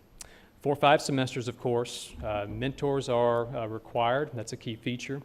And it requires full-time enrollment of recent high school grads with a community service element. Simple, but those are its key features. Counts. There were 13,287 Promise students, the upper right-hand corner. And this shows you where they enrolled at across our 13 community colleges. If you then, though, take that size of that cohort and look at it as a percentage of the recent high school graduate enrollment, that's what this slide is. So, for instance, let's look at the top line, Chattanooga. 68.8% of their recent high school graduate enrollment was on Tennessee Promise. That's a fairly healthy number. Overall, almost 3/4 of all recent high school grads came on Tennessee Promise. There is variation in this data. You see from a low of just under 50 to a high of 83% and everywhere in between. So there's some work to do here in our system to figure out how to get that more uniform. But overall, about 3/4 of students are on Tennessee Promise. Of course, what that means is 1/4 are not, and 1/4 of 18,000 is over 4,500 students who could have been Promise eligible, they're a recent high school graduate, but did not go through the process sufficient to be on Promise. They missed a mentor meeting, did not do community service, something happened, and that's an issue for the state as well, to figure out where those gaps are and how we can address those. Looking at first-year retention. So again, all fall 15 data, who came back at all fall 2016. Breaking down that recent high school grad into one of 2 types, those who are on Promise and, of course, those who are not. And you can see the blue on the left is the retention rate, 60% for Promise students, 41% or so for non-Promise students. So a big gap there. There are academic profile differences between those two groups. The Promise students have an average ACT of a little over 19. The non-Promise students' average ACT is about an 18. That 1 point doesn't sound like a lot, but across this many people, that is significant. And proportionally, more students in the non-Promise category are on a Pell Grant. And that gives you a distinct look at perhaps how their financial status plays through this. But first, your retention rates broken down, Promise and non-Promise. So let's talk financial aid.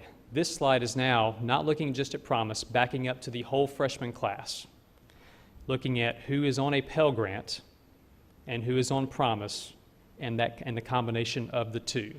So for instance, in the upper right corner, the blue, that is the Pell and Promise group of the freshman class. 31% or so had both a Pell Grant and a Promise. That is, forgive the pun, that's promising because the Pell Grant in most, nobody's going to avoid that throughout this, I'm sorry. The Pell Grant for the most part covers full tuition, and so the fact that those students are still on Tennessee Promise is heartening because they still saw value in the mentoring and those elements. That's a good thing.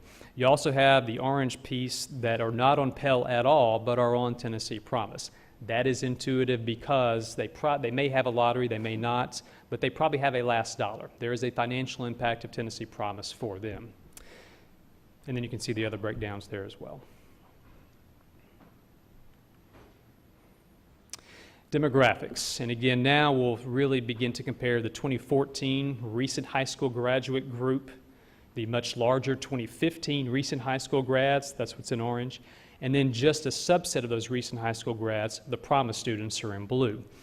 For the most part, the demographics don't change much, by gender especially. By race, they change quite a bit, and the subsequent slide will really dig into this.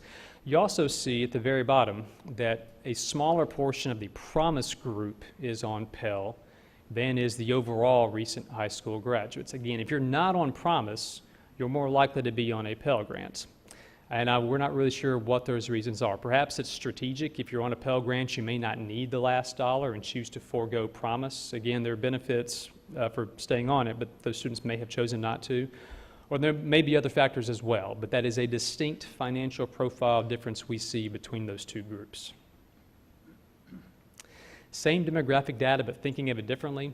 This is the proportion of first-time freshmen that are on Tennessee Promise. So for instance, if you look at all women freshmen in the community college sector, 65% were on Tennessee Promise.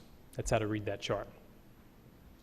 You move down the line there, you then see significant differences by race in what portion of the freshman class is on Tennessee Promise. 70% of white students, only 46% of black students. That's a significant gap. Not quite sure what is causing that, but the data is pretty clear that we have some gaps, some equity issues in the proportion of the freshman class that's on Promise.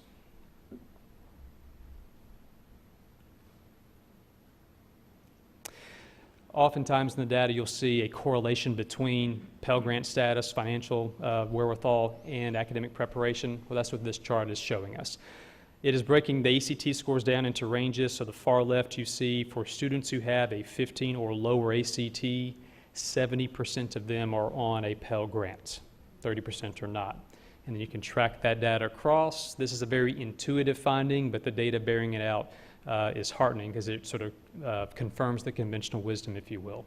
If you have a 24 or up ACT, the far right-hand side of that chart, only 40% of those students are on a Pell Grant. Again, showing that you often see a correlation between Pell Grant status, financial status, and academic preparation.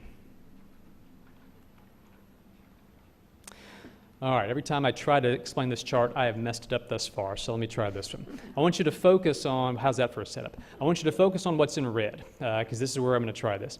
This is showing you basically a financial aid breakdown of our students, of all freshmen who happens to be on Pell Grants, lotteries, and Promise. In that red circle, the green, the bottom number, means there are 4,731 students, freshmen in fall 15, who had no Pell Grant to the left and a Hope Scholarship, the lottery scholarship. Of that group, the purple number, 4,274, are on Tennessee Promise. That's a healthy number. That's what's in the red box, 90%. That's a good thing. But then if you look around at the other financial aid combinations, you see differences. So for instance, look to the right, the no Pell, no lottery. So there's no financial aid, grant aid whatsoever. There may be a need-based grant, but those are fairly small. They have no Pell grant and no lottery. There is a last dollar need for these students by definition. Well, only 73.8% of them are on Tennessee Promise, which again is sort of counterintuitive. You would think that'd be the population most likely to be on Promise because they need it financially, and yet we do not see that. I don't quite yet know how to interpret this, but this is an interesting finding we're beginning to ask people about, and we're going to dig into this more, but it is interesting to see how those differences play out in financial aid packages. Bryce, can Yes, I ma'am. ask you something on Sure. that? Is there a possibility that in our financial aid offices on the campuses that there's conversation with these students that would, where the institutions might have some insight into this? Yes, definitely. That'd be one of the first places we would ask, most definitely. And I'm dying to know the answers because there's something there. Dean, Regent Varlin, did you have a Yeah, question? I mean, I'm probably just missing something here, but with that number, the 2522 to 3417, under, these are the number of products, okay, you're saying they got no Pell and no Promise.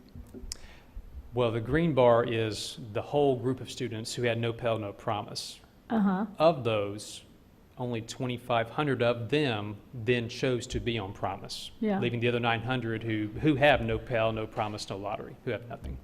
Well, is it because they didn't make the grades? I mean, a Promise student has Probably to have not, yeah. grades. It could be several things. It could be maybe honestly community college was a backup and they didn't go through the Promise process and found themselves at a community college and did not have Promise. That's a possibility. Yeah. There are other possibilities as well. It's frankly, it's sort of an odd outcome to see. You would think they would be both counseled and have their own wherewithal to say, I need to be on Promise, but there's something missing there. Yeah, Not I've sure what had it a is. couple of Promise students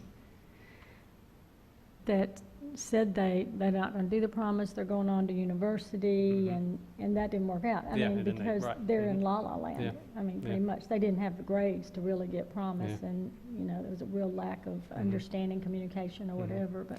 My sense is there is a lot of that. There are a lot of our students who maybe not have thought or expected to have enrolled in one of our schools, but who found themselves there, and if they had to do the last year over again, would have obviously made the mentor meeting. I think there's probably more of that than we even think. I do.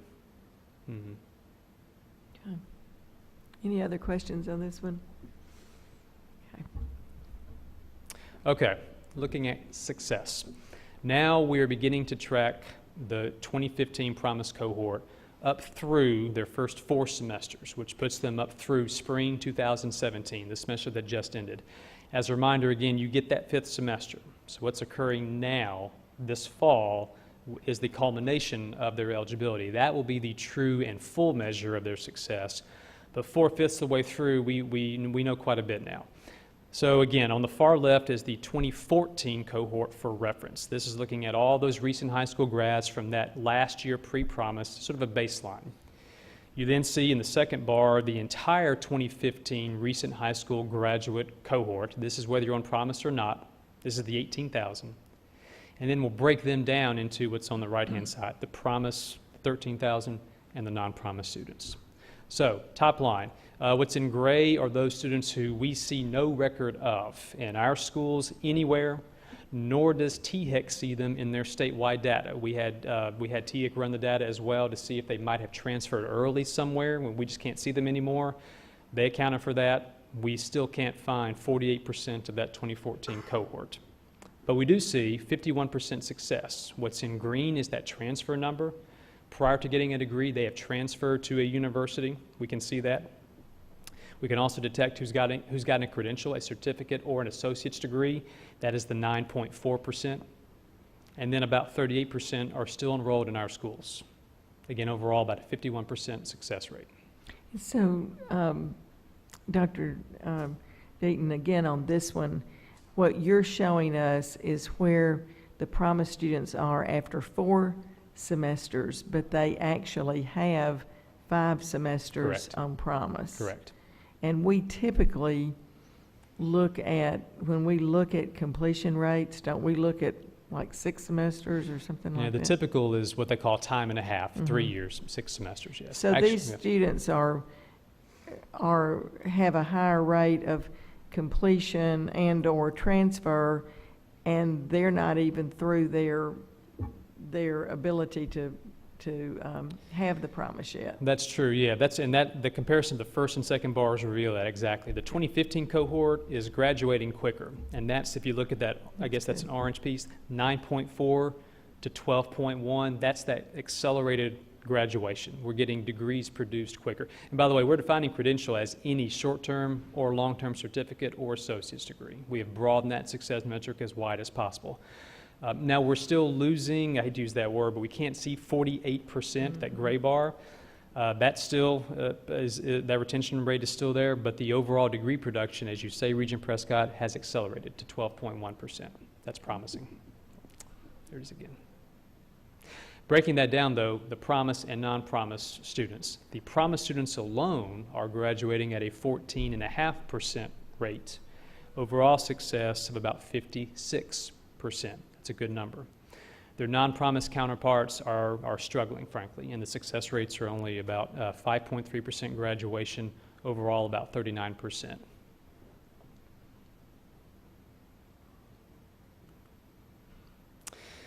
Now, let's break this down further. This is going, and I'm going to go left to right here.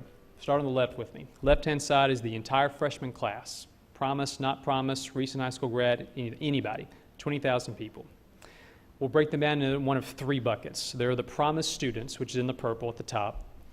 There's the promise eligible but not promise. Those students who, as Regent Bartlett said, for whatever reason are not getting promise, about 5,000 of them. That's in orange. And the bottom part in blue, I guess, is the non-recent high school graduate. All the other freshmen we just will lump into a category. They're not promise eligible, but we're tracking them too. Then look, next phase to the right. We break them down into the awards, the enrollments, and the transfer. And basically looking at the data from the previous slide, breaking it down by cohort. And again, that far right are those overall success rates. And the biggest gap you can see there between the promise and the non-promise students, 56 to 39%. If you then take just that promise, just the purple stuff at the top, just the promise cohort, and break them down, this shows you what type of award they got. So again, 13,000 of them, award rate of about 14.5%. And then look in the upper right. That shows you what type of credentials those students received. Some of them most have gotten the associates, some have gotten an associate's and a certificate, some long-term certificates, whatever combination thereof, we're tracking that, and you can see that breakdown there. But again, overall success in the upper left, there's that 56% number again. That's the overall success rate.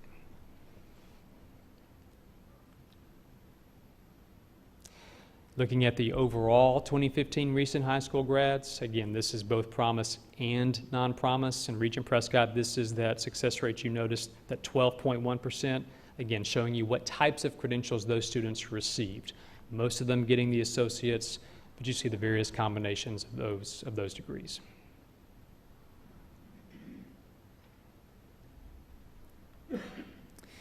Now I want to back up for comparison.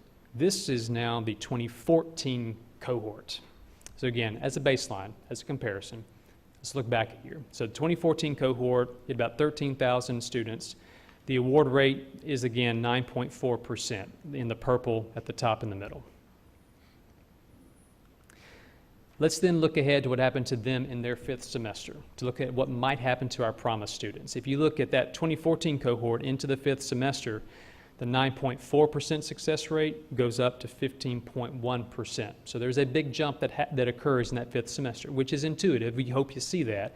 And we did see that with the 2014 cohort. So the hope is that the promise cohort experiences a similar jump, a similar increase in the degree production numbers, which would put us probably around 20% or so, awards only.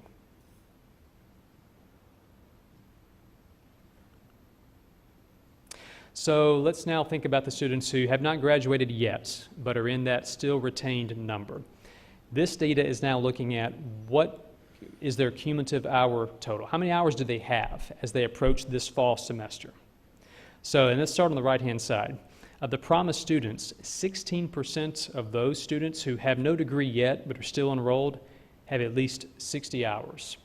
Now, they don't have the right 60 hours, otherwise they'd have a degree, but they have accumulated quite a bit of credit, and the hope is that they are well on their way this semester to getting that credential. Next area in blue, 42% have 48 to 59 hours, again, within a semester of graduating. This is heartening because you've got well over half of students who are within striking distance of that credential. Again, the hope is that we see a lot of acceleration this fall from that group of students. You also, again, see between blue and orange some really big gaps between Promise and non-Promise students.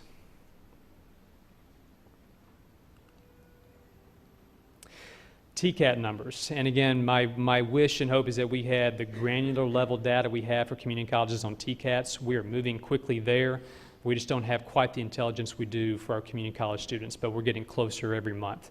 Overall, though, similar increase in their freshman counts from about 2,600 to 3,600. Success rates are in the 70%, which is extraordinary, and they continue to do well. Not as big of a gap, you notice at the bottom, between the Promise graduation rate and the non-Promise graduation rate.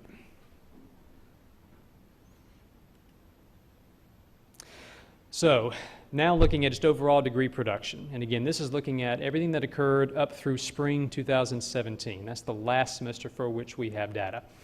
Longitudinal numbers, in orange is the associate's degrees from about 6,800 the first year of the recession to well over 10,600 now. That is an extraordinary increase in production. Certificates, same way.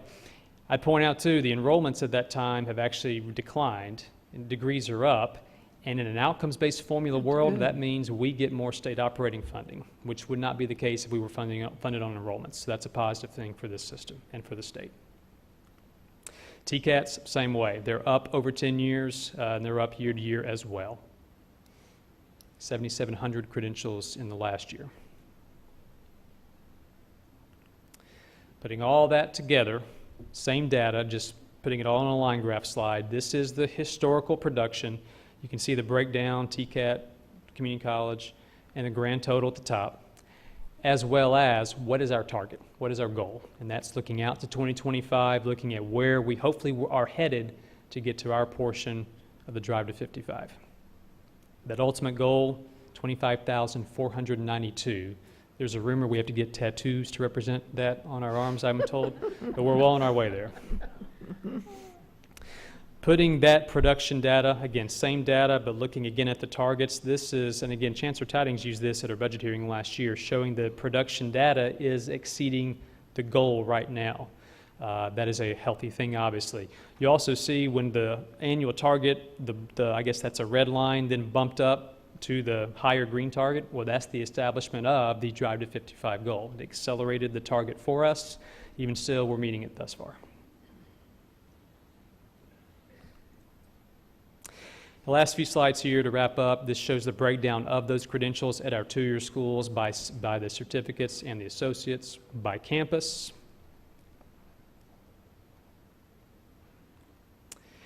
And then we wanted to highlight the reversely articulated associate's degrees. And recall, these are the degrees that are awarded to a student who would begin her career at one of our community colleges.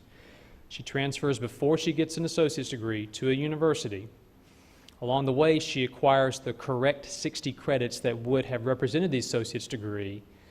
And after getting her permission, then hopefully she is awarded the associate's degree. That's what this represents. There are almost 1,000 of those credentials awarded last year alone. That is also counted in the formula, and it is a shared reward with the university. It's a good partnership.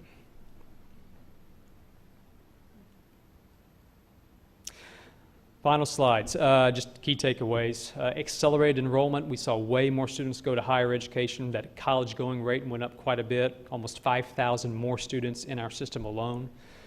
More full-time enrollment, which is required by Promise. That's a good thing. We'll see that play out in degree production. We did, though, see changes in their academic preparation profile. We saw increases across the ACT spectrum, mostly, though, in those lower to middle ACT bands. Even with that, though, accelerated award rates, again, the graduation rates are moving in the right direction, and we're quite optimistic about what happens in that 5th term of enrollment based on what we see in the credit hour numbers already. However, there are persistent academic preparation challenges that we have. We are trying, though, to redefine the way we think and talk about student success, not just in terms of the associates, but any credential and transfer throughout the system, not just our system, but throughout the higher ed system with THEX help. And again, focusing on, again, both types of credentials.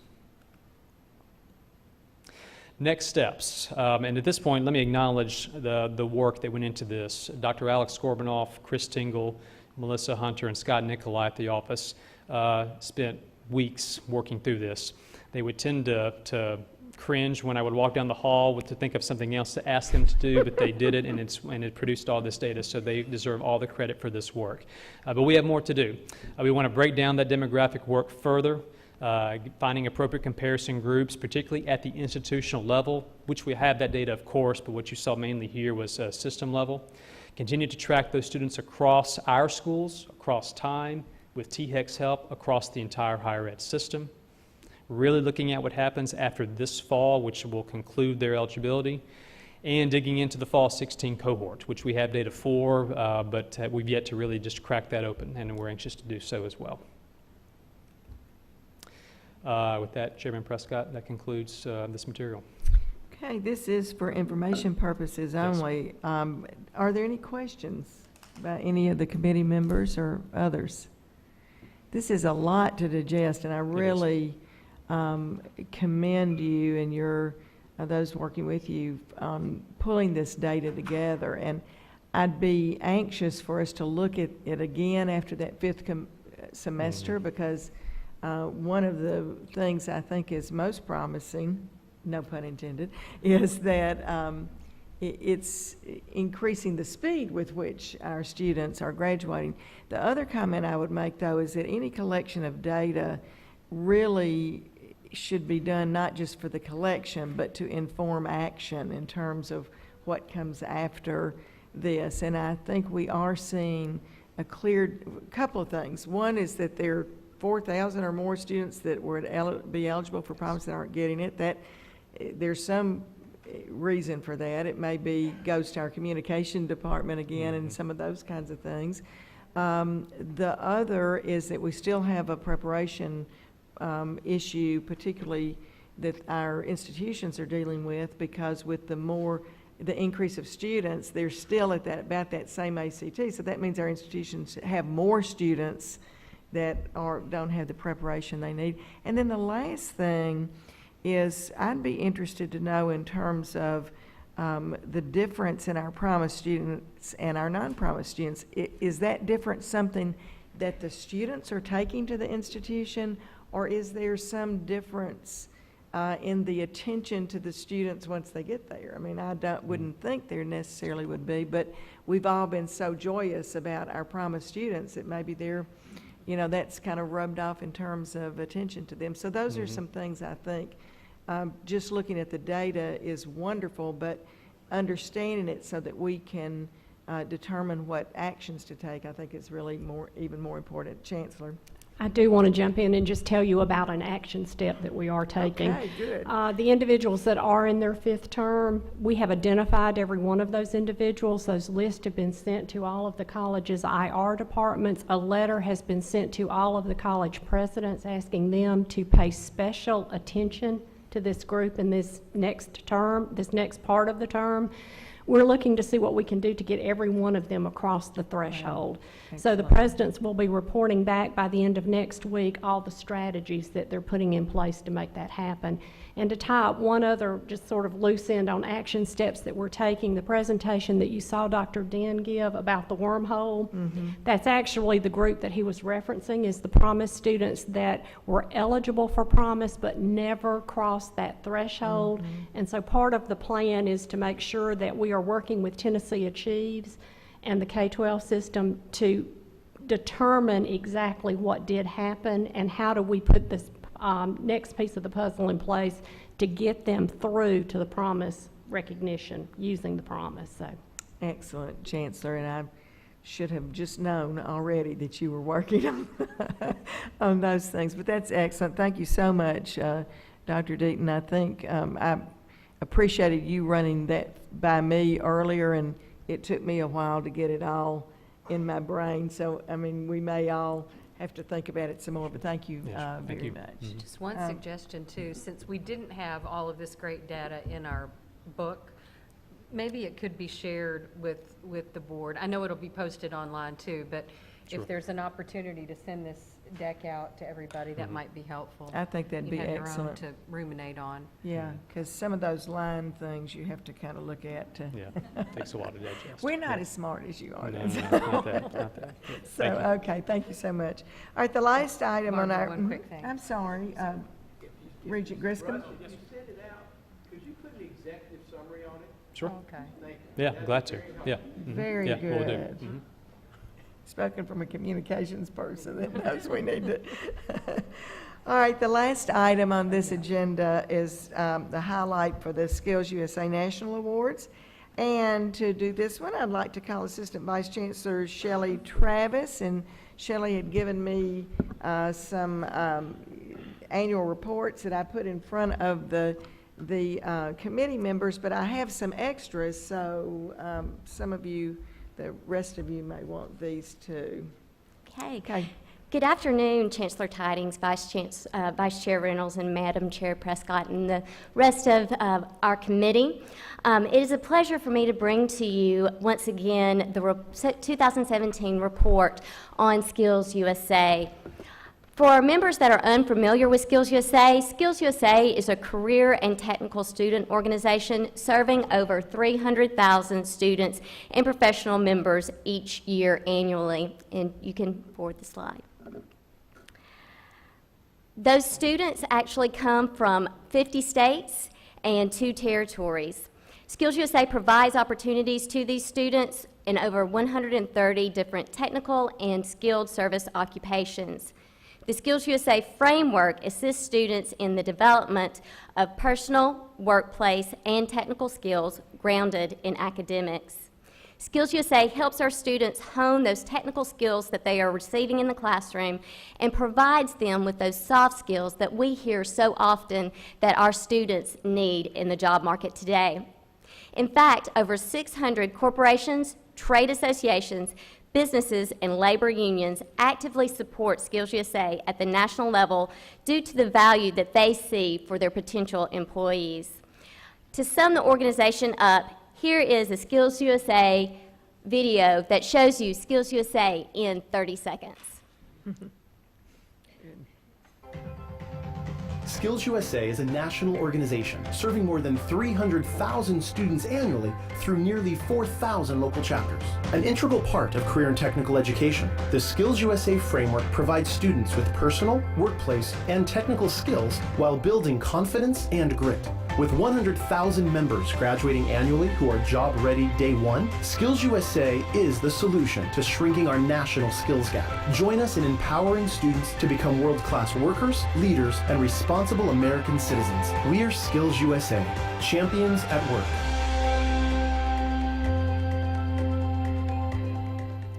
For the past 10 years, the Board of Regents have provided Skills USA memberships for all students enrolled in the Tennessee Colleges of Applied Technology. Since that time, we have impacted thousands of students' lives, and we have brought back over 300 national medals to Tennessee. I'm excited to share with the board today that we are extending that opportunity due to Chancellor Tidings' commitment to all of our community colleges as well. So by doing this and by removing that barrier of the cost of membership, we will reach more students, improve lives, and the future workforce in Tennessee. Last week, we began our Skills USA community kickoff events at Northeast State, Walters State, and Chattanooga State. We will continue these kickoff events to help jumpstart the Skills USA chapters at all of our community colleges through the month of October. In conjunction with the Skills USA National Office, we are providing initial training and awareness of the opportunities through Skills USA for administrators, instructors, and students on every community college campus. Each year, as you can see in front of me, in September, we bring to the board a report on Tennessee's performance at the Skills USA National Conference. The National Conference represents a $36 million investment in time, equipment, materials, and prizes. Over 70,000 volunteer hours are worked, and on Thursday of the National Conference, that represents the single largest day of corporate volunteerism in America. 15,000 people attend the Skills USA National Conference annually, with over 6,000 student competitors. To give you an idea of the size of this competition, it would take 20 football fields to house 100 Skills USA competitions. This year, we are excited for Tennessee Skills USA Post-Secondary, once again, to announce all of the Skills USA National Awards we've received. The College System of Tennessee was represented very well at the Skills USA National Conference in Louisville this summer, with over 200 attendees, including competitors, state and national officers, delegates, advisors, administrators, and business and industry guests. During the national conference, 103 college students from across the state entered 67 contests. Our students shined on awards night, receiving a total of 26 medals, 5 gold, 11 silver, and 10 bronze. A total of 81 students from our system placed in the top 10. That is over 80% of all of the students that we brought to nationals this year. And 41 of those students received Skill Connect certificates for their performance on skills assessments. In addition, Interim President King continues to serve as the Skills USA National Board member. Our students' commitment to community service was also recognized during the national conference, with 5 groups earning Presidential Volunteer Service Awards by documenting over 2,000 hours of community service. 3 gold, and 2 silver. And you can see those actually on your screen. In addition, Tennessee had 10 chapters that were recognized as chapters of excellence. And you can see all of those on your screen. Each one of those schools, there were only 400 chapters out of the 4,000 that were recognized this year, and 10 of those were from Tennessee. Now, it is my pleasure to introduce to you your national gold medalists. First, and as I actually recognize you, if you would please stand and come to the front to join me and be recognized. First, our gold medalist in medical assisting from TCAT Knoxville, Leanne Haley, and her advisor, Patrick Wade.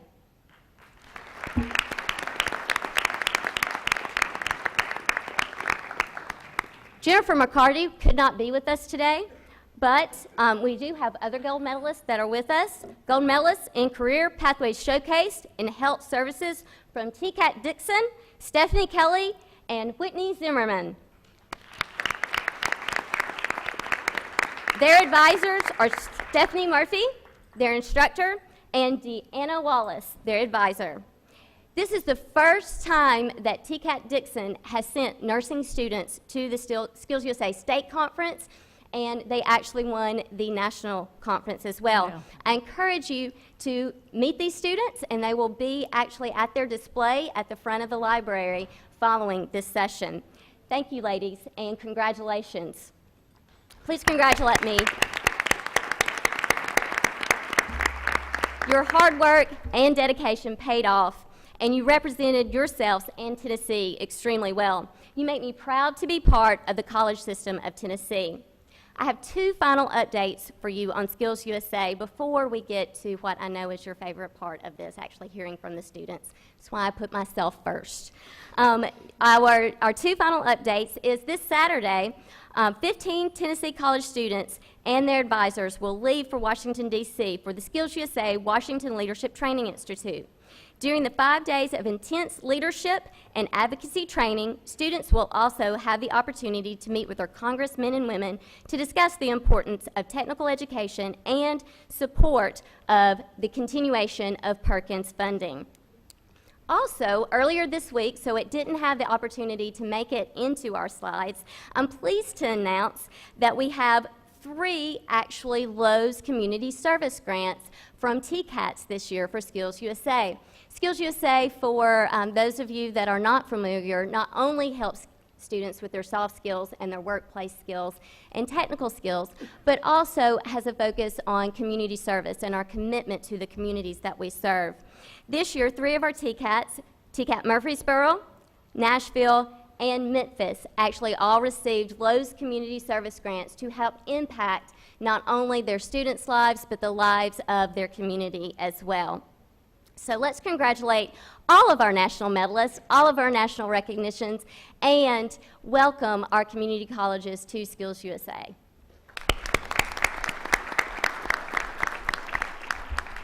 I am now pleased to introduce to the board our student presenter, Mr. Casey Dowell, an HVAC student and a 2017 Skills USA national medalist from the Tennessee College of Applied Technology at McKinsey.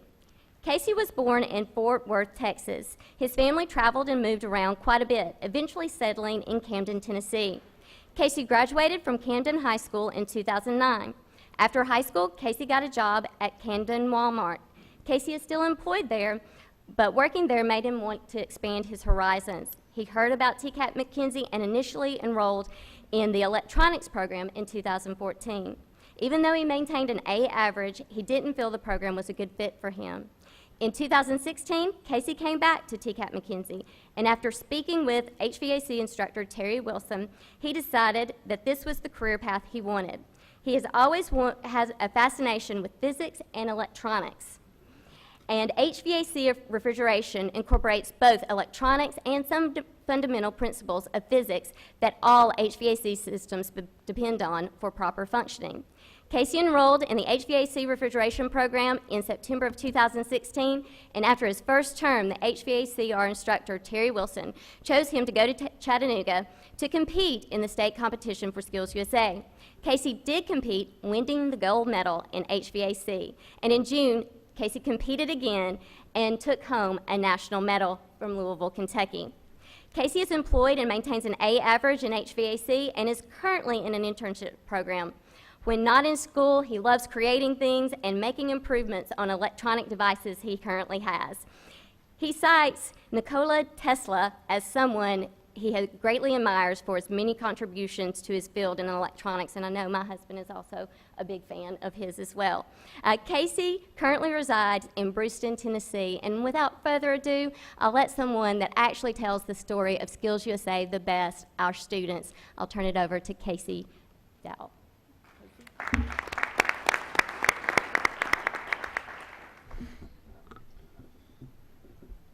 As you can see, I have a wonderful speech prepared for you today. I'll just wish to share with you a little bit of my story in hopes that it might inspire somebody or let somebody know something they didn't know about skills and the importance of it and the impact that it has on the students. When I graduated high school, I came out and got myself a factory job. For a few months I worked there and I got myself a job at Walmart, which I still have. I won't say anything bad about Walmart necessarily, but I don't like my job. I clean the floors. I work from 10 o'clock at night to 6 in the morning. I leave there and I go to school in McKinsey from 7:45 till 2:30 in the afternoon. Get about 3 hours of sleep a day. Isn't very easy, but the motivating factor is that I need to do something better with my life. I make the same amount of money now at Walmart that I made 6 years ago. And it doesn't make me feel that there's much to do in that job. I don't apply any of my personal talents or skills there. I don't feel like it's what I need to be doing. When I started at the TCAT McKinsey for the HVAC program, my main goal was just to get a new job because I didn't like the current one. That was basically it. I wanted to go through as far as about a year, get my residential certifications, go get a job that I didn't hate, and that was it. I didn't really have any aspirations other than that. But after talking to Terry Wilson, my instructor, I was convinced that I might be a decent competitor up at Skills. And I went, and between Terry Wilson's teachings and his mentoring with telling me what I didn't realize about myself, And what happened to me at Skills, I have a completely different outlook. Now, I have every intention to go through the entire course, get everything out of it that I can get. And I have every intention to go as far in the HVAC industry as I possibly can, eventually owning my own company, or whatever else that happens to come my way. And it wouldn't have been that way if it hadn't been for Skills. If I wouldn't have participated in Skills USA, I'd probably still be where I was when I started there, not realizing my potential. But because of having gone to Skills, now I see that I have the potential to do better, and I'm actually going to go and try to fulfill that potential. And I have Skills USA, the TCAT system, and Terry Wilson to thank for that. And I mean, a lot of people are just like me, going through and trying to just skate by because they don't realize their potential. And it took me going to that national contest and seeing how big it was for me to even realize just how big the HVAC industry is, and realizing how far I could go in it. Because when I was in high school and shortly after high school, I had people telling me that I should get into HVAC, but they told me, I just thought HVAC was just ductwork and it didn't seem interesting to me. But then Terry Wilson taught me that there's a whole lot to it. It actually applies all the things I'm interested in, which is basically the physics of energy. But basically, I guess what you need to get out of all this is that Skills USA is a big deal. It has a huge impact on people. It can motivate them to do things that they wouldn't have otherwise done. And I mean, it's done so for me. I've completely changed my outlook on life. I want to actually do things well for myself now and not just get by as little as I can. Which, I mean, as I was growing up, I was conditioned into a doctrine where hating your job and working long hours for little pay was just part of life. And now I realize that isn't the case, and I can actually do something better with my life than sweep floors and run around on a floor scrubber machine in the middle of the night. Because that's not all there is to life. I don't enjoy my job, but I will. I'm now involved in an internship program, which I enjoy.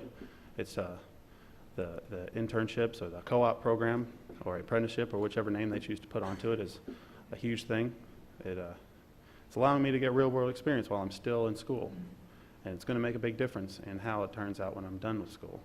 After I'm done graduated, it's going to be great. It wouldn't have been great without Skills. If I wouldn't have been talked into going to Skills because my instructor wouldn't take no for an answer, and he told me that I should go 3 or 4 times before I finally realized that I just might actually want to go. I might be sweeping floors for a living 10 years from now, and I wouldn't think that I would like my life very much that way. Now I do. It's been a great experience. Everything from going to the state level to seeing how big Skills actually is and seeing what happens to people when they go through Skills and winning that contest. I never thought I'd do any of that stuff. You know, it's been a huge motivator for me, and it's been inspirational. It was a great experience. I think everybody should go through that. I suppose it may be noteworthy that I didn't even know what Tennessee Reconnect was when I first started, when I called TCAT McKenzie the second time to enroll in the HVAC program. It wouldn't have been possible for me to go if it hadn't been for that. I don't feel like the awareness was quite where it should have been then. Don't know how it's changed since then, but everybody needs to know that Tennessee Reconnect exists, because I wouldn't be here, and I wouldn't even be in my program if it wasn't for that. It isn't necessarily an easy task to perform, to work full-time and go to school during the day and get 3 hours sleep every day, but it's all worth it in the end. I mean, now I don't think I'm going to be drudging along and hating my life 10 years from now. And it's because of Skills USA. I couldn't have. I just couldn't have done it without them. I don't really have much else to say. It's been a completely improvisational speech. Well, Chris. I appreciate your time. Casey, I think you said a tremendous amount, really, and we're just so, you are a success program, a success story and an inspiration to others, and so we just wish you much, much more success. We'll be looking for you to own that own company one of these days, and thank you so much for thank you for your time. For letting us know. Does anybody else have anything to say? Regent Varlin? Casey, Yes? this is why we love what we do, is to get to hear stories like that and see people like you who take advantage of a great opportunity. And we get to think how lucky we are to have these wonderful teachers like your instructor who really do. They don't take no for an answer, do they? They really take you and say, you can do this. I have a very soft spot in my heart for all of our instructors at TCATS, because I think they really do an incredible job with all of our students that come to them with maybe not the confidence or anything in realizing what they might can do, and that one person can change so many people's lives, and we appreciate you reminding us very beautifully of why we do what we do. Well, thank you. Right, thank you so much.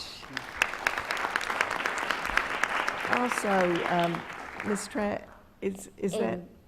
do you Yes, have that other- concludes, I learned something long ago, you never follow a student and speak. So thank you Well, very that- much for your continued support of Skills USA. This board has given tremendous support to Skills USA, and you can see by the students that are representing here today, the impact that it has on their lives, the confidence it gives them to show them what they can do and what they're capable of doing. So thank you for extending that opportunity for all of our students of the College System of Tennessee. Well, thank you, and I also want to congratulate the young ladies that were up here a little bit earlier, and I want to ask our own Regent Mitchell if you might have something to say about Skills USA, since you are the president of Skills USA at TCAP Pulaski. Actually, the reason I'm in this seat is the very first leadership training event I did with Skills USA was NLTI. The event was wonderful. I met Miss Shelley Travis there. She's a great person. She motivated us. But some of the staff that was with us said, we need to talk to this guy about the Regent thing. That's literally what I thought it was, the Regent thing. So I had to go home and do some homework.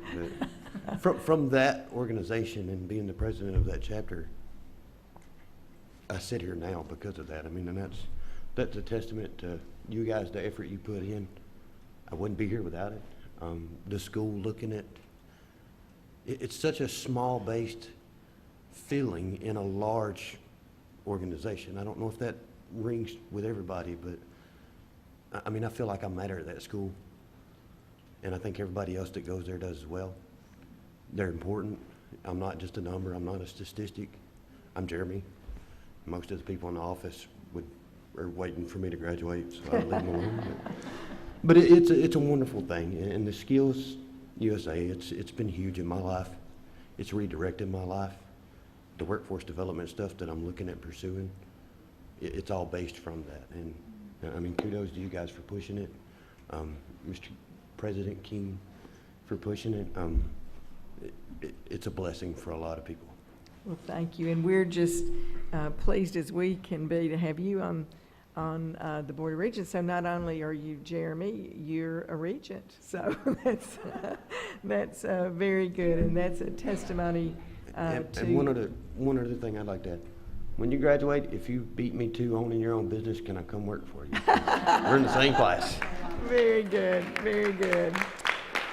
All right, so this is why, as Regent Varlin said, the things that we hear about in this committee are the reason that we exist. These are about the programs, the student success. This is why we're here, and I'd like to thank everyone who made the reports today, and that concludes this agenda. So do I have a motion to adjourn? Someone on the committee? So moved by Regent Varlin. All right. All in favor of adjourning, say aye. Aye. All opposed, no. So the meeting is adjourned. Thank you very much. Thank you. Wow, Vice what a Chancellor. wonderful way to end the day. Thank you so much. Just a couple of housekeeping items. Our committee reports rather from today and the materials will be available on the TBR app later this afternoon. For the committee chairs, you'll recall that each time a copy of your committee reports are at the front desk of the hotel when you return this evening if you need to review those. We will continue this discussion tomorrow morning, and we're looking forward to a presentation by President Hall and President Rayner on all the great work being done here in Memphis. Of course, that's at 9 o'clock, and then our full board meeting follows at 9:30. Dr. Hall, any announcements regarding this evening?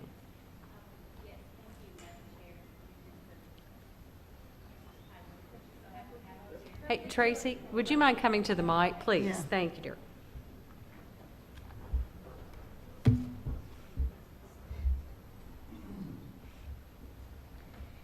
If you don't mind, I'd like to ask my colleague, President Rayner, to join me. Absolutely, thank you.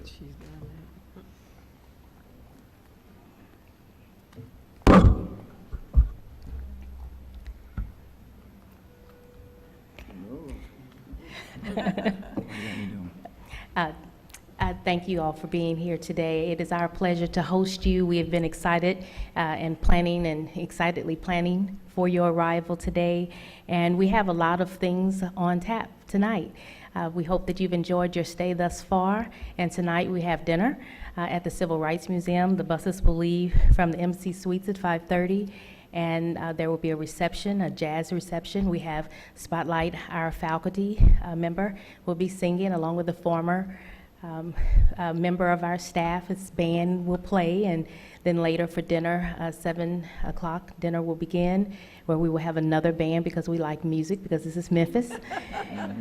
We wanted you to have a taste of Memphis.